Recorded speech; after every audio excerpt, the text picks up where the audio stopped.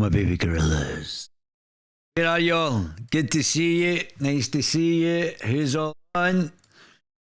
All hiding? Who's all on? Have they suppressed my algorithm?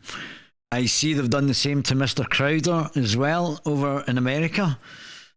Mr. Crowder's Canadian, but I hope I'm coming through loud and clear. Let's just check and see if everything is working. If I'm pitch perfect. Where?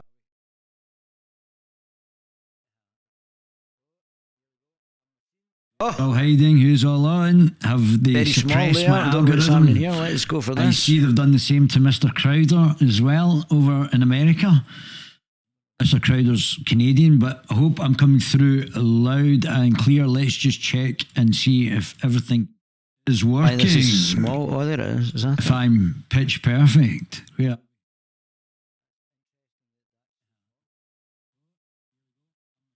Oh, all hiding. Who's all on? Have they suppressed my algorithm? Here. Let's go for this. I see they've done the same to Mr. Crowder as well over in America. Mr. Crowder's Canadian, but I hope I'm coming through loud and clear. Let's just check and see if everything is working. This is small. Oh, there it is. Is that if I'm pitch perfect? Where? Oh, there we go. Oh, is that it? Is that me on properly? Oh, all hiding. Who's all on? Have they suppressed my algorithm? Here, let's go for this. I see they've done the same to Mr. Crowder as well over in America. Mr. Crowder's Canadian, but I hope I'm coming through loud and clear. Let's just check and see if everything is working. Is working. Small. Oh, there it is. Is that if I'm pitch perfect? Where? Oh, there we go. Oh, there we go. There we go. There we go. Who's all on properly? Oh, shut up, you. And happening in the world of politics just now. Oh, I see they've not.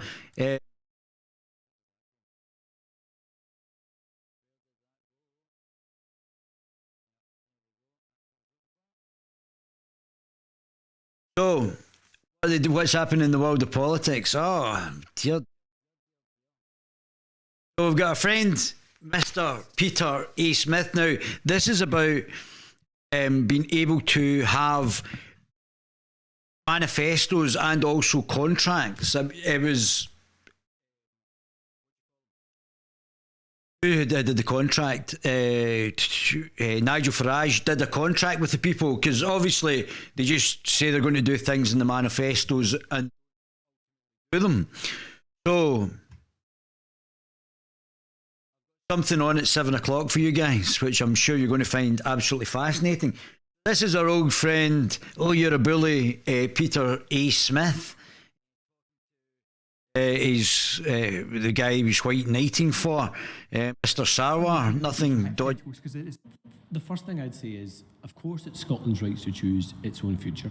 And in this election campaign, it's about politicians arguing for what they truly believe, doing it honestly. I don't believe independence is right for Scotland. But would you accept that outcome? I don't believe the focus of a referendum is right for us to Scotland, and that's why I want to persuade Scotland. Yeah, well, I think if you're looking at from the Labour point of view, that if Scotland did become independent, then all of the chances of the party at this precise moment and into the future of winning in England and Wales would have dramatically reduced. Obviously, they've only got one MP from Scotland, but if they were ever to come back into power, they would have to increase the number of MPs in Scotland, which if Mr. Sarwar has obviously got a vested interest from being a member of the Labour Party into make sure that we don't leave the EU.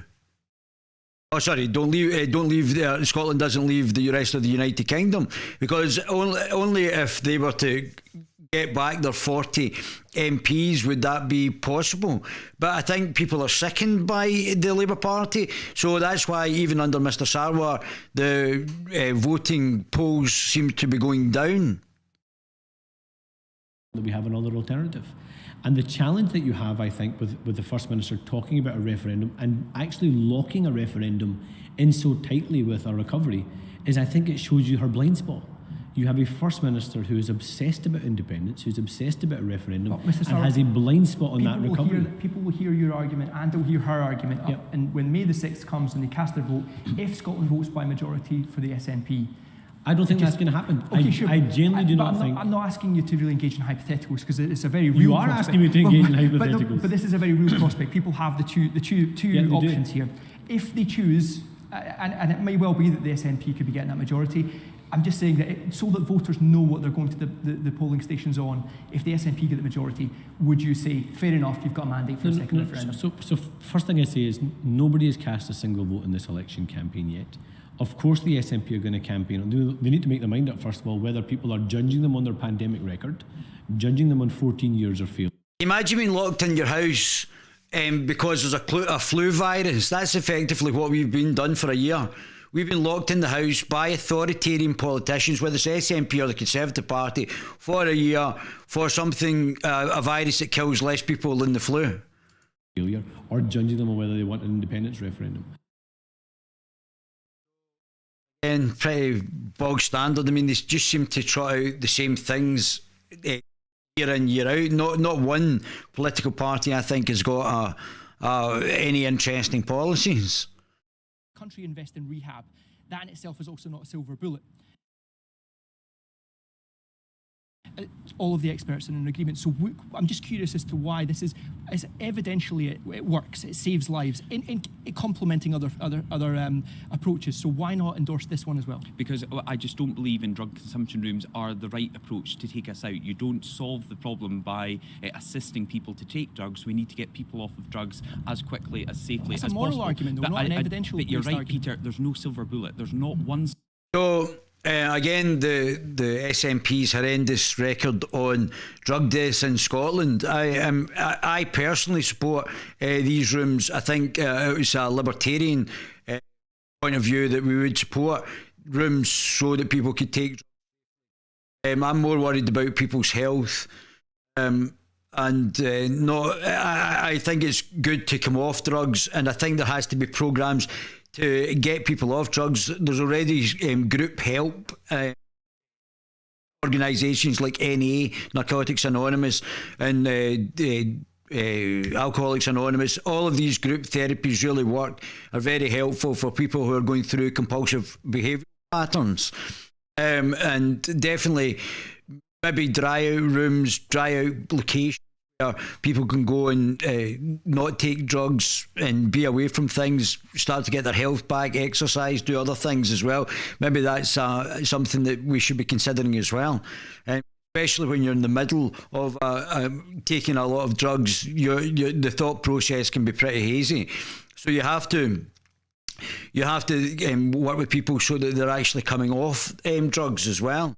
Not just have rooms to help them take them, as Ross is saying, but you also have to have ways of getting people off the drugs and making it very easy. No stigma for people who have gone down a road of taking drugs. I think stigmatise them is not actually addressing the issues. And some have mental health issues that they use drugs to supplement. I know one person who used to amphetamines.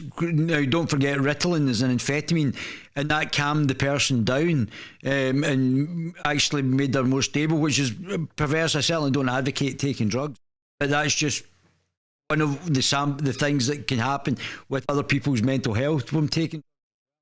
Solution that will solve our problems. However, we're not going to tackle it if we cut rehab facilities, and that's what the SNP have done over successive budgets. Knowing that Scotland had the worst death rate anywhere in the UK, they still went ahead and cut that budget. They reintroduced it in January of this year. That was welcome, but why did they have to be forced into that? Why did they have to be dragged into investing millions of pounds into drug rehab that they previously cut? Why is this the one part that the experts recommend will save lives in Scotland that you won't get behind? Well, experts are not universally in favour of this. You will hear people citing evidence from Portugal and other countries in favour of them, but other experts saying this is not the solution. Mr. Ross, I've investigated I know this you for have, 5 years. And I can say objectively as a journalist that the serious experts on this all say that with other approaches, safe supervised injection sites do work. They do save lives and they do bring down bloodborne viruses. It's not a moral question, it's a science-based question. So I'm just curious, Is it a moral objection you have to it?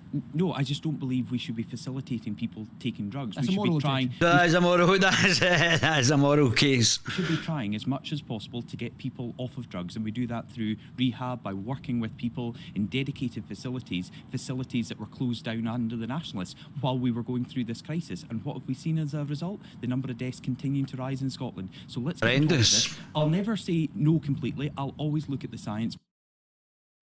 Well, very interesting, very, very interesting. So, let's have a wee look at what's on mine. What are you guys saying? Hello, my baby gorillas. Well, there you are there. Good evening. Fluffy Programmer. That's the correct name. Sounds good there. Oh, fantastic. Hi, David. Nice to see you back. Hi, Bernadette. Good to see you all. Who else is there? Johnny Boy, Davy. The Scottish Tories are worse than the Rhinos. Yeah, of course they are. Looking sharp, Mr. Ballantyne. Thank you very much. Tine, like the whiskey, my surname is. But yeah, Margaret Ballantyne talking about people who have been not allowed into the debate. I mean, we've got Georgie Porgy Galloway, a self-confessed Marxist, against Alex Salmond. Now, I want to see different people's opinions, different political organisations' opinions, and not just the same people getting chunted out. I mean, we had the Greens, the SNP, the Labour, Conservatives and illiberal Liberals. So we've only got the five political parties that don't allow us any choice and just continue to get, good evening, Davey, continue to get pumped out. They restrict that to these five parties before an election, so these look like it was your only choice. And while at the same time, apparently the SNP are planning to vote with the government in Westminster for the vaccine passports. I just heard that myself, which is a disgrace. And they shouldn't be affecting things that's happening down south in England. I mean, it's absolutely disgusting. Apparently, I think it was Maya Tussey that said that. If they vote, the rebels in the Conservative Party have to be about 81, and if the SNP didn't vote with the government, but it just shows you as well, if they didn't vote, it would be 41. So there could be a rebellion that would overturn the vaccine passport, and the SNP are brought in, and so it just shows you there's no real difference between the SNP and the Conservatives. Nicola Sturgeon's brought in this rubbish about the locking us down for a year. The Conservative Party have brought in it. So there's no political difference in this issue from the Tories to the SNP. So, I mean, that's just what we've won for. And then what they do is they keep the choice limited so that it's only like these characters that we've got the choice of, which isn't much of a choice. That's not a political choice there. If you, there has to be a greater amount of people able to access this so we can actually have more voices that don't hold the same opinions as these five characters. We've got a problem. Just did a video on it. Let's have a wee see. He's Bert's a nice guy. I like Bert a lot. Let's see what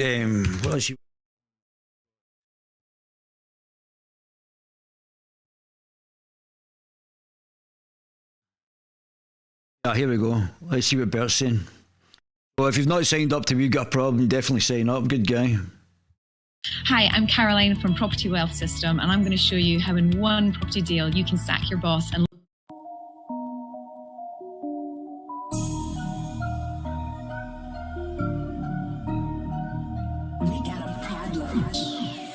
Right, guys, you might have heard Labour plan to oppose the vaccine passport idea, and rightly so. Though it's not the full opposition we have to it, there is some at least, and you should never expect anything from Labour, let's be honest. Now, possibly even scummier than them is reports we have coming out today suggesting the SNP will vote for vaccine passports in England, which I'm sure will piss a lot of you off, and rightly so. Clearly, they have no right to vote on something directly affecting England itself, especially... Well, I do agree, but the rest of the UK were voting a lot of issues through in Scotland, including the trial of the poll tax. So I do agree with you on principle on this one, but I'm just saying sauce for the goose is sauce for the gander. However, I would definitely agree that either way, but I've got a solution for that. Something's coming and I've got a sort of solution for all this. When you consider they want to leave the UK. But it really does not surprise me that they support this given the hate crime bill and general shitweasel behaviour. Well, you can't really argue with that. I mean, I don't think the Conservative Party are much better with this vaccine passport.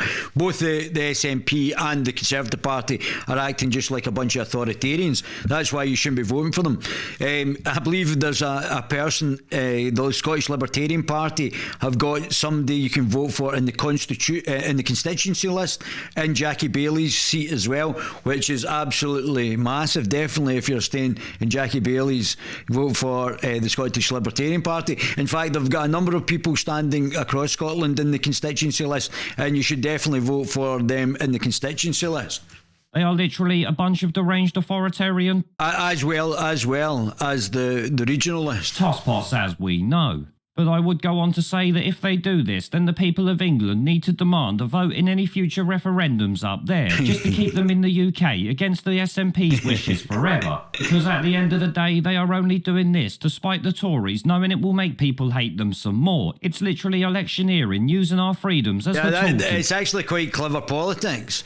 If they bring them in, and how, I mean, Boris is talking about he's a liberal or a libertarian. Boris is just another shell for the globalists. That's all Boris is.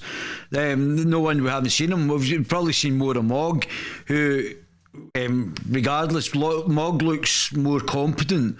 But we still don't know what Mogg's going to do, if he's just going to be another shell for the globalists as well.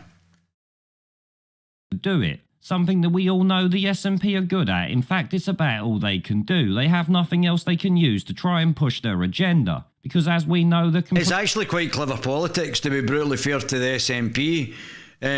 Because the people will hate it and will absolutely detest it, and it won't survive very long. I mean, it's a stupid thing to bring in, because people will just become disobedient to it, and people will just actually stop giving the authority to the Parliament, and they'll start to resist it. So it's a very stupid thing. It'll end up like the poll tax. Completely piss poor at running Scotland up there, even with the UK bankrolling literally everything Well, you can't argue with that commentary either. They do. This, in my mind, is possibly even scummier than Boris Johnson's actions in relation to these. It's at least on par, I would say. I would say, for me personally, the fact that it's been brought forward to Parliament in the first place is much worse than anything else, but that's my own personal opinion. I don't know about you guys. Now, I'm sure it won't surprise you that the utter tosspot saying this is none other than Ian Blackfoot, the jumped-up snivelling shitweasel we see talking shit often in the House of Commons. He supports this and mass testing requirements because that is the type of fuckpig that he is. All of this while he absolutely fleeces the British taxpayer every single year with £200,000 plus expenses claims. Now, if they do vote with the government on this, it puts us right in the shit. Not completely fucked, but almost there. In that scenario, it would require all of Labour and maybe 80 Tories to vote against it for the government to lose. And yes, I was right. I'd already said that. And if the government win, thanks to the SNP votes, the government will be politically embarrassed forever. Because literally one of their main policies is going to require opposition support to actually get through. Now, I have to say, no law getting through on that basis has much legitimacy in my mind. Correct, and I totally agree with them, and I definitely think you should protest, stand against it, and with the guys that are doing the kill the bill stuff as well. I totally support them as well. But you better be paying attention to this, because this is getting increasingly authoritarian from the Liberals, the Greens, the SNP, the Labour Party, the Conservatives. If you're voting for these parties, then you're going to get increasing authoritarianism. Let me tell you that. In fact, with a shit show like that, it could well be dropped before it gets sent to the Queen to be signed off on. That, I think, is actually possible in that situation, but I don't know for sure. Either way, the SNP are a bunch of worthless fuckpigs for doing this. But then again, we kind of already knew they were capable of that already. I certainly did. I don't know about you. But on that note there, guys, I will end the video there and await more news on what these snivelling shitweasels actually plan to do. As it stands, they seem to be supporting the government, but obviously that could change like many other things do each and every single day with this bullshit. Now, before I go, remember to check out the channel's other social media links that are down below. Hit the like button, share and subscribe if you have not already, and I'll catch you all in the next one. That was good for Bert as well. Quite short and sweet. Short and sweet. Well, I've got something for you guys on in about half an hour. And if there's no issues with it, we'll get it sorted out. What are you guys saying? Oh dear, you guys are too funny. Lincoln Sharp, thanks very much. Apparently the SNP, yeah, we've got that. They are two cheeks of the same dirty bum. we've got a problem. Just the vid. Yep, vaccine passports, social credits. Yeah, and who was doing the PJW? PJW was doing that as well. If you've not seen it. Paul, as well I like to call him.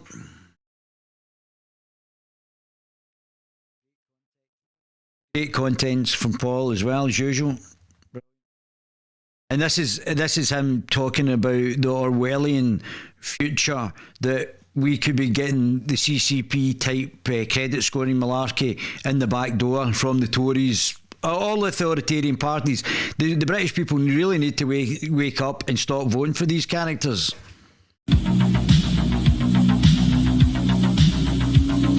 There's currently a big debate on both sides of the Atlantic about the vaccine passport. No, not the Gee, there's two things that freak me out about this sort of scenario, because I've been in that room fortuitously enough, and Paul's a lovely fella, and the map looks like I was almost like trippy, because when I look at the map there with Paul sitting there, Paul doesn't look that tall and the map looks massive, whereas the reality is tall is 6 foot plus, very tall, and the map looks smaller when you're actually in the room.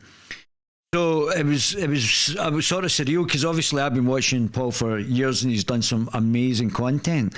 So yeah, that's really weird, but he's a lovely fella. Vaccine. I'm not talking about the vaccine. I'm talking about the vaccine passport. According to the UK government, COVID passports will, quote, become a likely feature of our lives. This is what a mock-up of the vaccine passport looks like. Name, photograph, date of birth. Kind of reminds me of something that starts with ID and ends in card. Oh yeah, it's a digital ID card. The same thing that in 2004 Boris Johnson said was, quote, a recipe for tyranny and oppression. Yeah, so Bojo seems to have done a 360 on his opinions now, going from a libertarian liberal, to we're all going to lock you all down in your homes for a year over something that's got this, a less survivability than a greater survivability than the flu, and we're going to give you passports so that you can get into pubs and cinemas. And go on holiday. Piss off. For tyranny and oppression as well. It seems like you're bringing it in. It's quite. See, what they do is they reverse what they are. So they would call you a racist when they're the racist. They would say, it's their tyranny when it's our tyranny.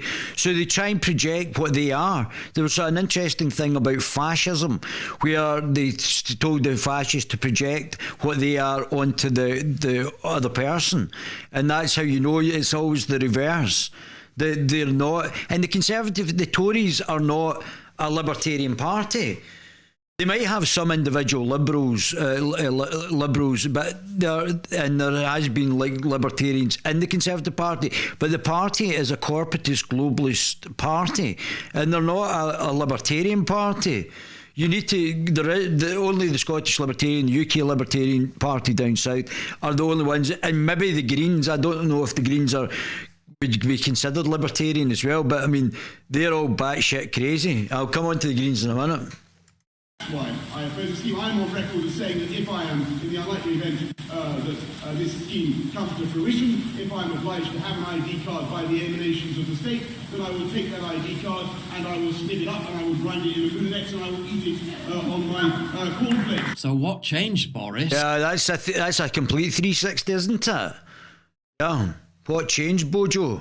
There are also plans to link it to the facial recognition. They can stick the facial recognition. And this is the thing with 5G, and they're bringing in more security cameras that we're all going to be surveilled de facto by the state. Some Orwellian nightmare where we're actually going to be social credit scoring through the back door. No chance. surveillance network. The UK government has already given grants to 2 companies building this technology. Andrew Budd, the CEO of one of these companies, iProve, asserts that trying to check tens of thousands of vaccine passports at major events will be too slow. So digital face scans which permit entry will be introduced as the streamlined solution. And there you were thinking you'd happily show a small piece of paper to get into a football match, without knowing you just unwittingly stumbled into the Minority Report.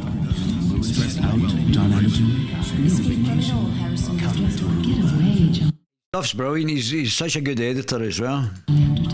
Forget your troubles.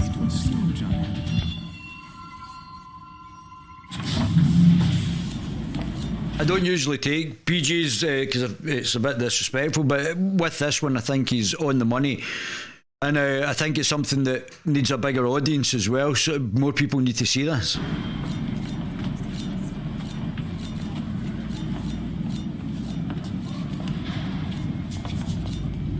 China, which has universally been praised by health authorities and governments in the West for its response to the COVID outbreak, has already linked its coronavirus tracking program to its social credit score system. The idea that this could, for example, be used for totalitarian social monitoring, well, this is now... Yes, that's exactly what it's going to be used for.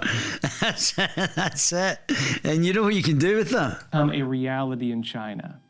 The local government of China's Jiangsu province has launched a new social control system that combines the CCP's health code program with the regime's social credit system to create what they're calling a, quote, civilization code. This new system gives people a civilization score. This is basically to control you. That's all it is about. It's about controlling you and controlling what you can do. Ranks them into different levels. And this level is then used by the government to judge who gets priority or who should be subjected to restrictions or punishments. What is the social credit score system? It's a centralized database linked to internet activity, purchase history, and general behavior, which punishes citizens for a whole host of minor infractions, including bad driving, smoking on trains, buying too many video games, buying too much junk food, buying too much alcohol, calling a friend who has a low social credit score, having a friend online who has a low social credit score, posting fake They want to control who you can speak to, who's going to be spoken to and who's not. news online, visiting unauthorized websites, walking your dog without a leash. And this is why our political class want to bring in Scotland and the UK as a whole. Or letting your dog bark too much. And how do the authorities punish those who commit these deadly sins? In 2019, Beijing bragged about how it had prevented 2.5 million discredited entities from purchasing plane tickets and 90,000 people from buying high-speed train tickets in the month of July alone. 我现在是已经被限制这个自由的出行了，就是订票啊，我们高铁和飞机都不行。我跟你演示一下，我们用这个 APP 来订票。现在是我们从重庆到西安，我们来订一张票，订一张过几天的票。And what does it say? 然后就显示那个出票失败。 说我已经被法院依法限制高消费，限制乘坐 G 字头列车。 That's reserved for members of our Prime Flight program. You got to be a 4.2 or over to qualify. Oh, I'm a 4.2. I'm afraid you're actually a 4.183. The very same kind of restrictions that will be imposed on people in the West who don't have the vaccine passport. Recall that Professor Neil Ferguson, one of the primary UK advisors whose warning of 500,000 dead led to our lockdown, expressed surprise that they were able to get away with mimicking the draconian measures taken by China in response to the pandemic. And according to the founder of data firm Panda, the Chinese government has even asked the WHO for permission to run a global vaccine passport system. Piss off. Motivated here. You need to go out and start marching, guys. That's it. You need to get there has to be more interaction with getting rid of this. This is absolutely disgraceful. I think the guys from Unity News Network have done something. Let me just check.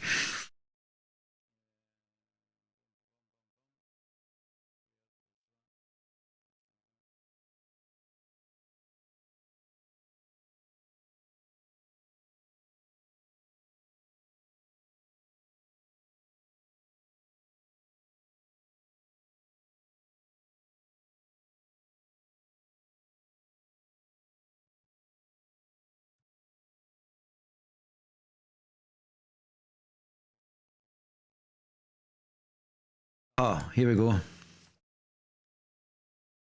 So this is the guy sending me a message from Unity News Network. So, hi Unity News Network, we have received your appeal for the following context. The biggest lies of the modern day are unfolding before our eyes. Unity News Network Live. We reviewed your content carefully and have confirmed that it violates our medical misinformation policy. We know this. So they now are destroying non-consenting voices. I'll come back to this in a minute. We know this is probably disappointing news, but it's our job to make sure that Unity, the YouTube, is a safe place for all. How this affects your channel, we won't be able to put any context back on YouTube.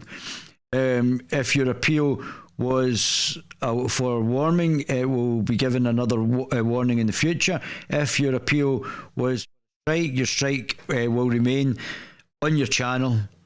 Yesterday was truly a phenomenal day for our movement. All of us who have been lobbying and contacting organisations, politely telling them not to consent to the government's trials of testing and COVID certifications, can hold their head high as Hot Water Comedy Club bravely decided to pull out of hosting a gig where testing trials were involved. Still, the mainstream media continues to lie. And why have they done this and smeared them as taking part in COVID certified trials when they have been against this from the outset? We intimated that from the start. So then my colleague Carol Pearson did our show last night discussing all goings on, and half an hour after the show we're hit with a strike due to medical misinformation. We are fully aware of what is allowed on YouTube and did not break any rules. We are opposed to vaccine passports and call them out, yet this can now seem silenced. And as we are unable to broadcast for a week, well, so I think Unity News Network are on other platforms as well. This has never happened to us before in our 2 years history of broadcasting, yet this happened every night. We scored a massive victory over the government. Likewise, we received massive praise from Desmond Sweeney. Interview on the day where tough questions were asked really does make you think that this is not a coincidence. So what can you do to help us get the word out? Firstly, it's important that you get our message on your social media and follow us here on DLive to watch our shows and broadcasts. Secondly, people are looking for us on YouTube, so let chat room, friends, social media know we are deliberately silenced. Well, I've already told you that I've been getting silenced as well, so I mean, it's good to see the boys have joined the club. Thirdly, please forward the emails on to others to let them know. Yeah, you should share my content on social media. I'm barred on Facebook, so put it out through Facebook if you've got any other social media to let them know what's happening and get to sign our petition against vax passports by clicking here now. There really is a huge amount of energy, dynamism behind our campaign, and we cannot wait to get there on the streets to spread the message. So everybody should be going out and actually protesting this vaccine passports. David Clues and Unity News Network is going to be there, and we'll certainly support them. Make sure there's plenty of advice on where these are being held, and put it up on the news, and we'll spread it as well. We also have had the following leaflets created, vax passports with 35,000 leaflets being printed as we speak. This is why you shouldn't be voting for the SNP, the Greens, the Liberal Democrats, the Conservatives, or the SNP. This is why we shouldn't be having to do this nonsense. They're working for us, not vice versa. Please feel free to download and print yourself if you want to hand out these in the meantime. So this is it here. 5 reasons so-called vaccine passports are a bad idea. movement, and yes to freedom and liberty. Yeah, that's right. Completely right. So, talking about people getting banned as well, Mr. Crowder in the States, a Canadian gentleman, and he was getting banned for a week as well.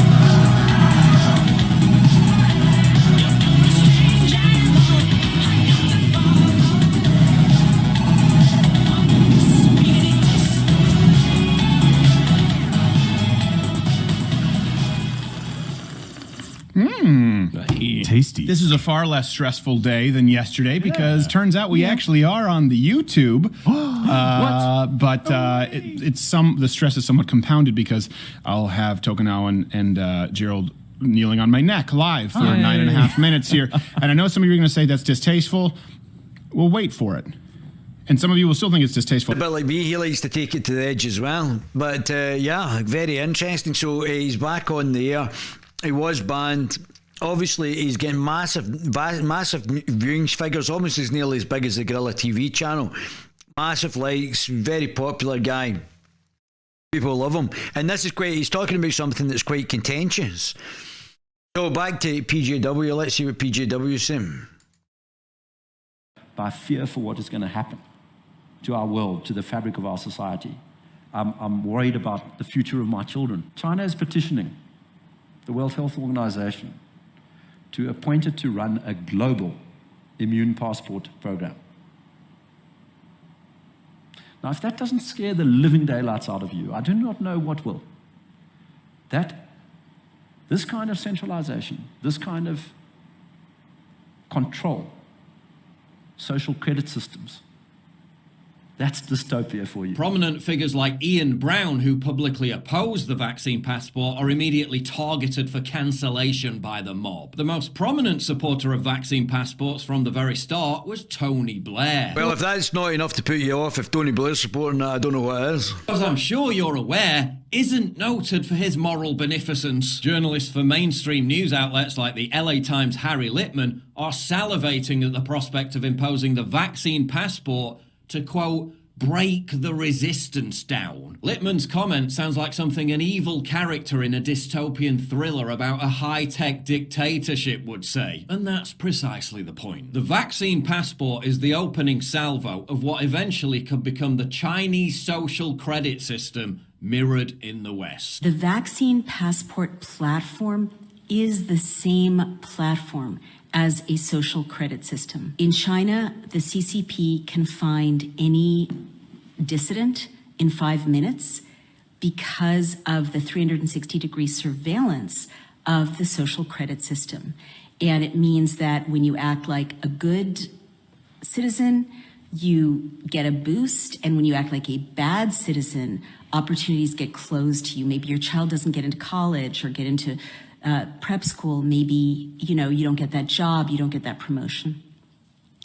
The vaccine passport that is being proposed in the rest of the West is the same platform. This is the most dangerous tool that humanity has faced in my lifetime, if not ever, in terms of human liberty. So you don't have to be an ardent anti-vaxxer to realise what a horrific but this is coming through the Tories, so this is not coming through the left. This is coming through the Tories, and the Tories seem to be thinking that the CCP, they must be conserving conserving Marxism, the Conservative Party. Because, they seem to be taking neo-communist policy and implementing it here in the UK. The vaccine passport would set. Fine, get the vaccine. I'm sure it's perfectly logical for someone under the age of 50, who according to the CDC has a 99.98% chance of surviving COVID, to take the vaccine. But a vaccine passport, a digital ID card based on your level of compliance with government mandates, empowering the state to restrict the basic freedoms of those who, for whatever reason, don't fully comply, keeping millions of people under a de facto permanent state of lockdown, preventing them from enjoying basic leisure activities and God knows what else in the future. Don't forget, France even tried to pass a law banning those who didn't take the jab from using public transport. A German geneticist said people who refuse the shot should be denied medical treatment. Canada's current chief public health officer appeared in a 2010 documentary in which she advocated using mandatory tracking bracelets for people who refuse to take a vaccine after a virus outbreak. If there are people who are non-compliant, there are definitely laws and public health powers that can quarantine people in mandatory settings. It's potential you could track people, put bracelets on their arms, have police and other setups to ensure quarantine is undertaken. That's not just a vaccine passport. That's a two-tier society. That's a communist Chinese-style social credit score system for the West. Orwell rolls in his grave. The last thing you see after your social credit score hits 0.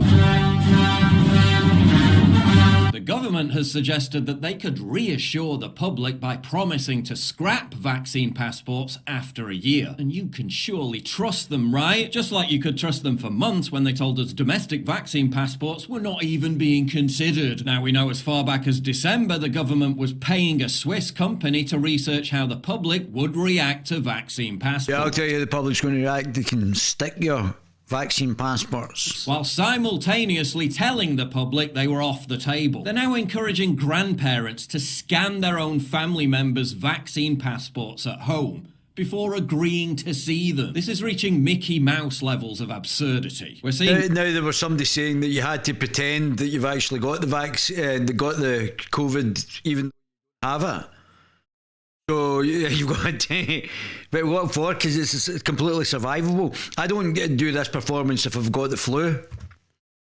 More tweets like this, where grandparents and parents are refusing to let their own kids visit because they don't want to take the vaccine. The fabric of society is being further ripped apart as families become more atomized from each other. Oh, but Boris... And people just don't vote for them. Dead simple. Dead simple. The power is in your hands. And you have to go out and campaign against the Lib Lab Con Party, the Greens and the SNP. All of these are globalist shill parties. You have to campaign, you've got to explain yourself what these parties are and that these are deeply unattractive authoritarians. Boris did us such a great favour, he vowed no vaccine passports to visit the pub. Yeah, not yet. They're already making sounds that that's going to be readdressed in the future as well. And anyway, that's classic PR mind games. They frighten everyone with overwhelmingly draconian suggestions. Then we're supposed to be grateful when they relent just a little bit. And now every single person who visits a pub and a restaurant has to feed all their details into the NHS tracking database anyway. What's your name? Bill. Bill. Bill Carr. But ironically, this could all get shot down before it even gets off the ground. Because as we know from the voter ID controversy currently raging in America, having to show ID is racist. Seriously, this of all things, concern over racism is what actually could derail it. For example... Well, that's definitely the angle, isn't it? Obviously, I mean, I was watching Candace Owens complain, greatly so, that she said that how demeaning that black people couldn't get ID. I don't really like saying black people, Afro-Americans couldn't get ID. I mean, how demeaning. And that was the new Georgia legislation that, greatly so, you have to identify who's making the votes. I think that we should be doing that in the UK as well.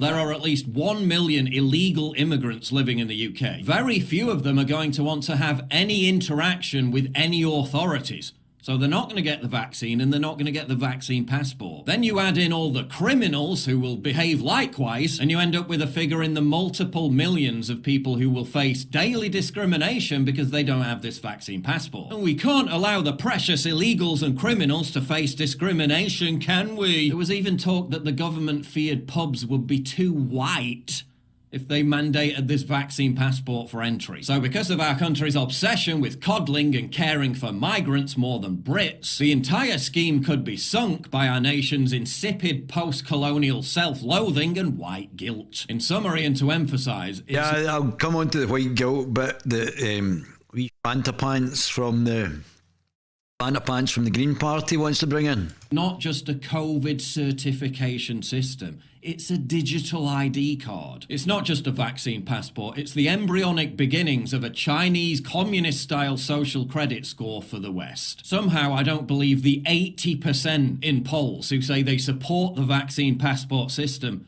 actually understand the true scope of what it entails. And given that it's looking like we'll see a vote on this in Parliament, it's time the UK government was honest with the British public about what's really being proposed here. I don't usually show full episodes of other people's videos, but that was great and it was spot on. Davey, your sound is cracking, by the way. Big improvement. Oh, the sound is cracking, is it? Oh, that's great. You know, I do my best for my baby gorillas. I knew it's going to get even better. This is just the start. This is just the first stage. The whole podcast is going to get better and better and better. Naomi Wolf, she is a feminist. Only the Jaffa's Davey. He has the half Asian lawyer, Bill Hitchin. No one is safe. I wonder where all the ladies are today. They've all disappeared, all my ladies. No one was safe. Crowder went hard yesterday.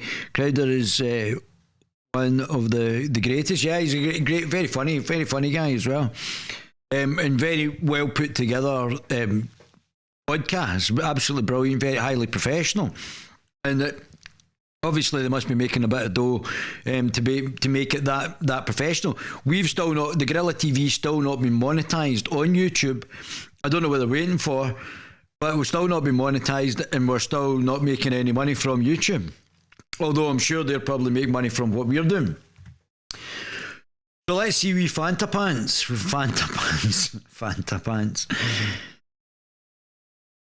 Wanting to guilt trip. I don't know if I've got. Oh, there's Georgie Porgy. Fanta pants. Oh, how Orwellian, isn't she? Like, this was Nicola Sturgeon, and it came in with tons of criticism. The SNP even not even bothering to hide the nationalist cult anymore. So I would say it's not the nationalist cult. I would say it's an Orwellian cult. So let's see this with Nicola Sturgeon. It's always good for a laugh. The audit Scotland. And this just shows you how incompetent she's been over the period of time. Fat Andy Neil has absolutely destroyed her. Well, to be perfectly accurate. As we come to the end, let's look at your record in health. You said all Scottish patients, 100%, should start receiving treatment within 12 weeks. Did you wrote that guarantee into law when you were health secretary, the longest serving health secretary? What proportion of patients are getting treatment within 12 weeks? We're not meeting that it? target. It's below, it's the 80% or so. It should be 95%. 72%. So let's hear that again. What is the figures? 80% or so. It should be 95%. 72%. What is that target? It's below. What proportion of patients are getting treatment within 12 weeks? We're not meeting that it? target. It's below, it's the 80% or so. It should be 95%. That's about 10% below the 80% that she said. But we're not meeting that target. We're not meeting. I think I've got a better one here. It actually tells you the lies. It says, oh, here it is there. Look at the devil. You've been there for a long while. You haven't hit the A&E target since 2017. It tells you the lies. Oh, the missed policy, should I say? Children are dying in a new Glasgow hospital because the water's contaminated, perhaps by pigeon droppings. A new multi-million-pound Edinburgh hospital should have opened in 2012. Is still unfit. I mean, you shouldn't be voting for this. This is disgusting policies, not to mention the drug deaths. Drug addiction problem in Europe, but you cut drug treatment budgets by 15 million. You clung on to your last health minister. You're under pressure now to sack a successor. I mean, you've called for legislation to protect the NHS from Donald Trump. Maybe the NHS needs legislation to protect it from Nicola Sturgeon. Two of your is that not close to the truth? That not on the money? Who's this wee guy? Who's the wee guy there with the red hair?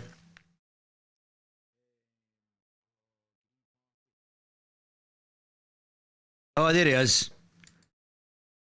Oh, there he is. Oh, look, they're not hiding the fact that we get the communist banners up there, are they? Oh, dear.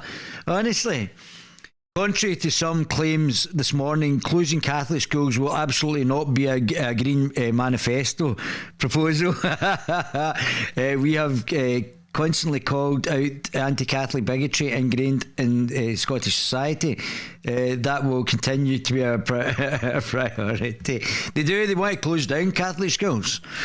And that's what they're going to do if they get in power, the Greens. Going to close Catholic schools, and that'll be that. So what's the wee self-hating loading commie actually saying? Oh my goodness. Oh, there he is there. Oh, this is it. So progress may be made in recent years, but we still have a long way. What way being widespread understanding of Scotland's role in empire and slave trade. All right. Are they going to mention the fact that it was Africans and Muslims that were selling the slaves? Is that going to be part of the curriculum? Are we just going to ignore that? He said, if you want your children to loathe their own country, vote Green. That should be here's Moby. That doesn't meet the needs of many communities around Scotland. It's not affordable, and it needs the scale of investment that the Scottish Greens today are proposing. The Rail for All programme is a 20-year investment programme that would leave Scotland with a high-quality, zero-carbon public transport system owned and run in the public interest and meeting the needs of every community. It's the kind of investment that we need to be seeing to generate tens of thousands of jobs. They couldn't generate jobs if you gave them £1 trillion, honestly. It's high growth companies that are actually high growth tech companies that will grow the economy, and not one of these guys have got an understanding, because I don't think any one of them have actually generated any of this country's wealth. So none of them have got an understanding how to generate wealth.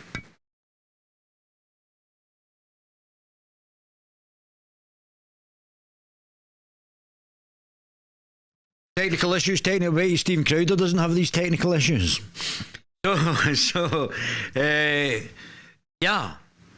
It's probably going to be more fun watching back my old videos than it will do if I become sleek and clean with all the videos. Not just in construction, but in the wider economy as well. And it would help to meet... They cannot grow the economy because they don't know how to. I don't know how to stress that. Nicola Sturgeon has never run a business in her life, and neither has Moby. I don't know what Mr. Ross has done, but I mean, they've been in power, and Anis Sauer, let's see Anis. Anis Sauer, tax, Dodge, tax, sure. And the multi-million pound fraud. Oh my goodness, what's going on here? Let's have a look at this. Oh, here we go. Oh, that's great. That's great.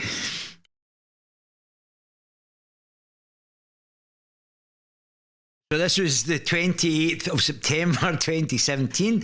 Anis Sauer and the multi-million pound tax fraud suspect. Oh, Anis Sauer is facing questions over his judgment after a video emerged of him laughing and joking with the suspect in a multi-million pound VAT fraud investigation. The Scottish Labour leadership candidate was recently filmed dining with Mohammed Amin Mizra, who found with £900,000 stuffed into carrier bags in an HMRC raid. Oh, that's good. He's keeping good company then. Mr. Sauer praised him and called him Scotland's Donald Trump. Oh, is that how you become rich in Scotland? Is that how the Asians become rich? Yeah, knock off the HMRC. Oh dear, I've still not even received a rebate yet, and this guy's knocking it off. Praised as Scotland's Donald Trump. I thought he was against Donald Trump. Mr. Miraz of Glasgow's grocery tycoon behind him. Mr. Miraz, a grocery tycoon behind several Nisa stores, was charged with fraudulently evading tax by failing to declare earnings in late 2015. All right, so the Labour Party you've got to pay your tax. Oh no, you've got to pay. It doesn't apply to them. Oh, they can just do what they want. Where is he? Mr. Sarwar's. Oh, he is there. So Mr. Sarwar with the tax evader and is now, the Herald. Here we go. The Herald again. Oh, come on, Herald. Where are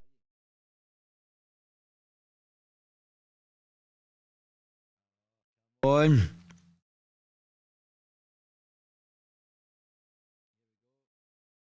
Mr. Anis Sarwar admits previous shareholdings in tax haven firm. So this is a guy that's all for the people. Oh, I'm all for the people. That's got tax havens, and it's got tax havens where he sticks his money. We're not malign him here. So this is a working class guy, people, 23rd of September 2017. So he's hanging about with guys that are bumping the VAT. Anis Sarwar admits previous shareholdings in tax haven firm. Anis Sarwar is facing fresh questions about his credibility and judgment after admitting he owns shares in a company in a tax haven. Come on. You guys are too funny. The millionaire Scottish leader. He was a millionaire Scottish Labour leader. They're probably all bumping the VAT. They're bumping the VAT. Oh yeah, just bump the VAT. And then you'll become the Scottish Labour leader. Oh no, he didn't bump the VAT, his pal bumped the VAT. He's probably giving them contributions, allegedly. The millionaire Scottish Labour leadership candidate had a stake in a software company based in the Channel Islands while he was an MP. Oh, did he? I guess that's a good tax haven. That's what you want from a Labour leader. You want somebody who's right into their tax havens and doesn't want to pay their tax, but tells everybody else to pay their tax. All right, that's why his pal can bump the VAT. Oh, and that's the Donald Trump. Oh, is he? Oh, that's clever. Parliamentary registers of interest show he declared a shareholding in Pixel Group Holdings Limited, where it are based on Jersey's capital, St. Peter Port. Mr. Sarwar declared an interest in the firm after his election as MP for Glasgow Central in May 2010 until January 2011. Oh, there, that's that thing again. It doesn't let you read it. £2 subscription. You should actually subscribe and not be tight. But I think that's enough of that anyway. What are you guys saying to Oh, there you go. Hans, no passports, welcome to the cheap seats. Yeah, that'll be it, mate.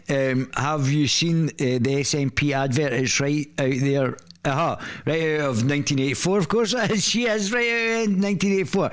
Cranky is just a big liar. Yeah, she has burned it. Look at the eyes blinking. Ross Greer. Ross Greer. He's a little character. He's an MP for Clydebank. Well, my family come from Clydebank, so what are they doing voting for that? We movie.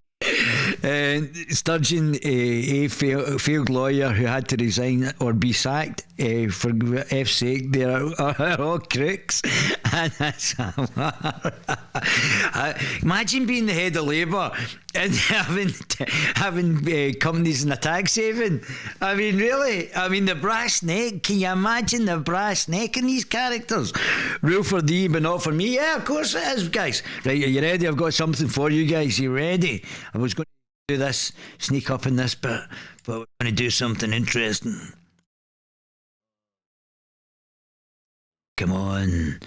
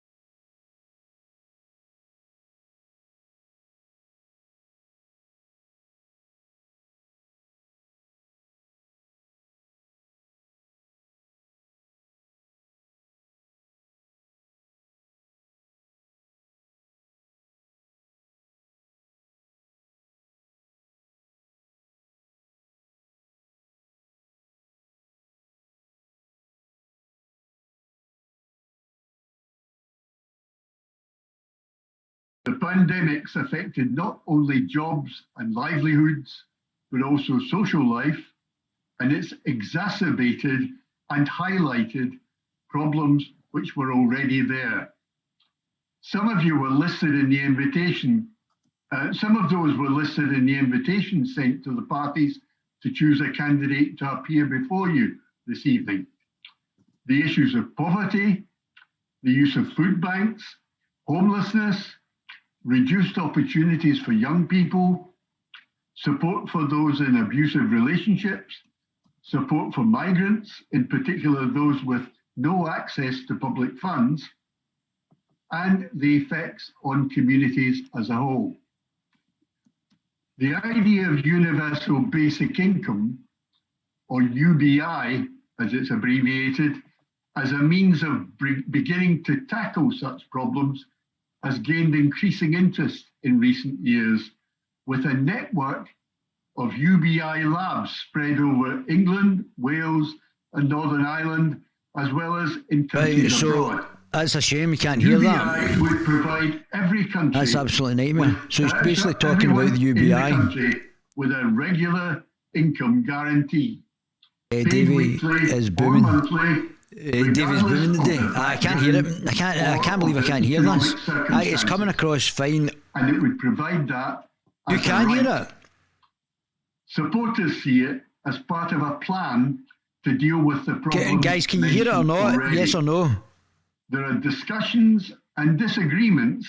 It seems to come through the sound card. It should be and what effect it would have on employment. Can you hear it or no? Can you hear me or can you hear him speaking? And other existing benefits. If UBI comes in, I'm going to be a lollipop, man. Consists of people who want to discuss the proposal. You've got the sound now? Right, fantastic. And with others. That's what a conversation is about. We want the proposal discussed more widely, and we want to know what those people who may be part of the process of making decisions about resolving the problems I've highlighted, to find out what they think of it, whether universal basic income is part of that economic recovery plan, and if not, good stuff. How they aim to improve things for people like those mentioned already. That's what this evening's hustings-style event's about. It lets you, members of the audience, hear what the people before you, all candidates in Glasgow, and their parties feel about universal basic income as a means of making things better. I'd like to introduce our chair for the evening, who will conduct the rest of the evening. He's Professor Mike Danson from Heriot-Watt University, an expert on universal basic income and chair of BINS, Basic Income Network Scotland. So you can be sure that at least one person here knows all about UBI. He will introduce our 6 panellists, whom I very much thank for participating this evening near the start of what for them will be a very, very busy 4 weeks of electioneering. Thank you all. Over to you, Mike. Thank you. Thanks very much, Bob. As you said, my name is Mike Danson. I'm chairing the hustings this evening, as well as being chair of Basic Income Good place Network for his Scotland. good place. I'm also chairing the World Congress on Basic Income, which is coming to Glasgow this August. I shouldn't complain. It's taken me ages to get the sound on properly, hasn't it? For the first time ever, it will be online, and it will be free, which means anybody in the world interested in basic income can come along and discuss it as a concept, as a way of addressing poverty around the world and so forth. So we're very happy to have that. And we'll put up in the chat how you can get involved and participate and so on. Where are we? Yep. So we're absolutely delighted that we have representatives from 6 parties speaking tonight. Exactly. We have Adi Ibanu from the Well, the professor like to be Party. on the same wages as Carol the rest Ford, of the plebs. Scottish Liberal Democrats. Patrick Harvey, don't think he's here yet. Scottish Green Party. Pauline McNeill, Scottish Labour. Rosa Sally from Scottish National Party. And finally, Brian Smith, Trade Unionist and Socialist Coalition. It's all the lefties. So every left-wing organisation in Scotland are all around the table. Give us your money. I'll be timing them. That should be aye, buddy. Maybe is a keep to time. Big brother once, we'll then open for question and answer. So if you get any questions, could you put them in the chat, and they'll be passed on to me. I will then invite individuals, if they so wish, to present the question. Yeah, don't let do the line, no food for you, social credit. Yourselves, don't be making political statements, I will mute you. So we'll put questions and then we'll go around the panel for answers. And we'll try and get through as many questions as we can. And we aim to finish about 10 to 9, and then Susan will come back in and wrap the evening off. We're recording on Facebook, so if you don't want to be seen, then if you turn off your video, we'll keep you muted unless you're asking questions. When the people are speaking, when people are speaking, you might want to go to the top right-hand corner of your screen, click on that little icon and go to speaker view. Then you get the main speaker filling up. Gallery view allows you to see far more faces. If you're tweeting, then it's hashtag Glasgow UBI conversation. I just noticed in the chat that Patrick Harvey's unfortunately not able to attend. Heavy Moby's not here. God damn it. Speaking on behalf of the Scottish Green Party's Kim Long. You were down there on the bottom left of my screen. Okay, I'll fit you in when Patrick would have spoken. Oh, there's wee Rosa. Keep the order. And unless there's any if you've got any questions, you can put it in the chat. So particularly technical questions, and we'll try and get to them.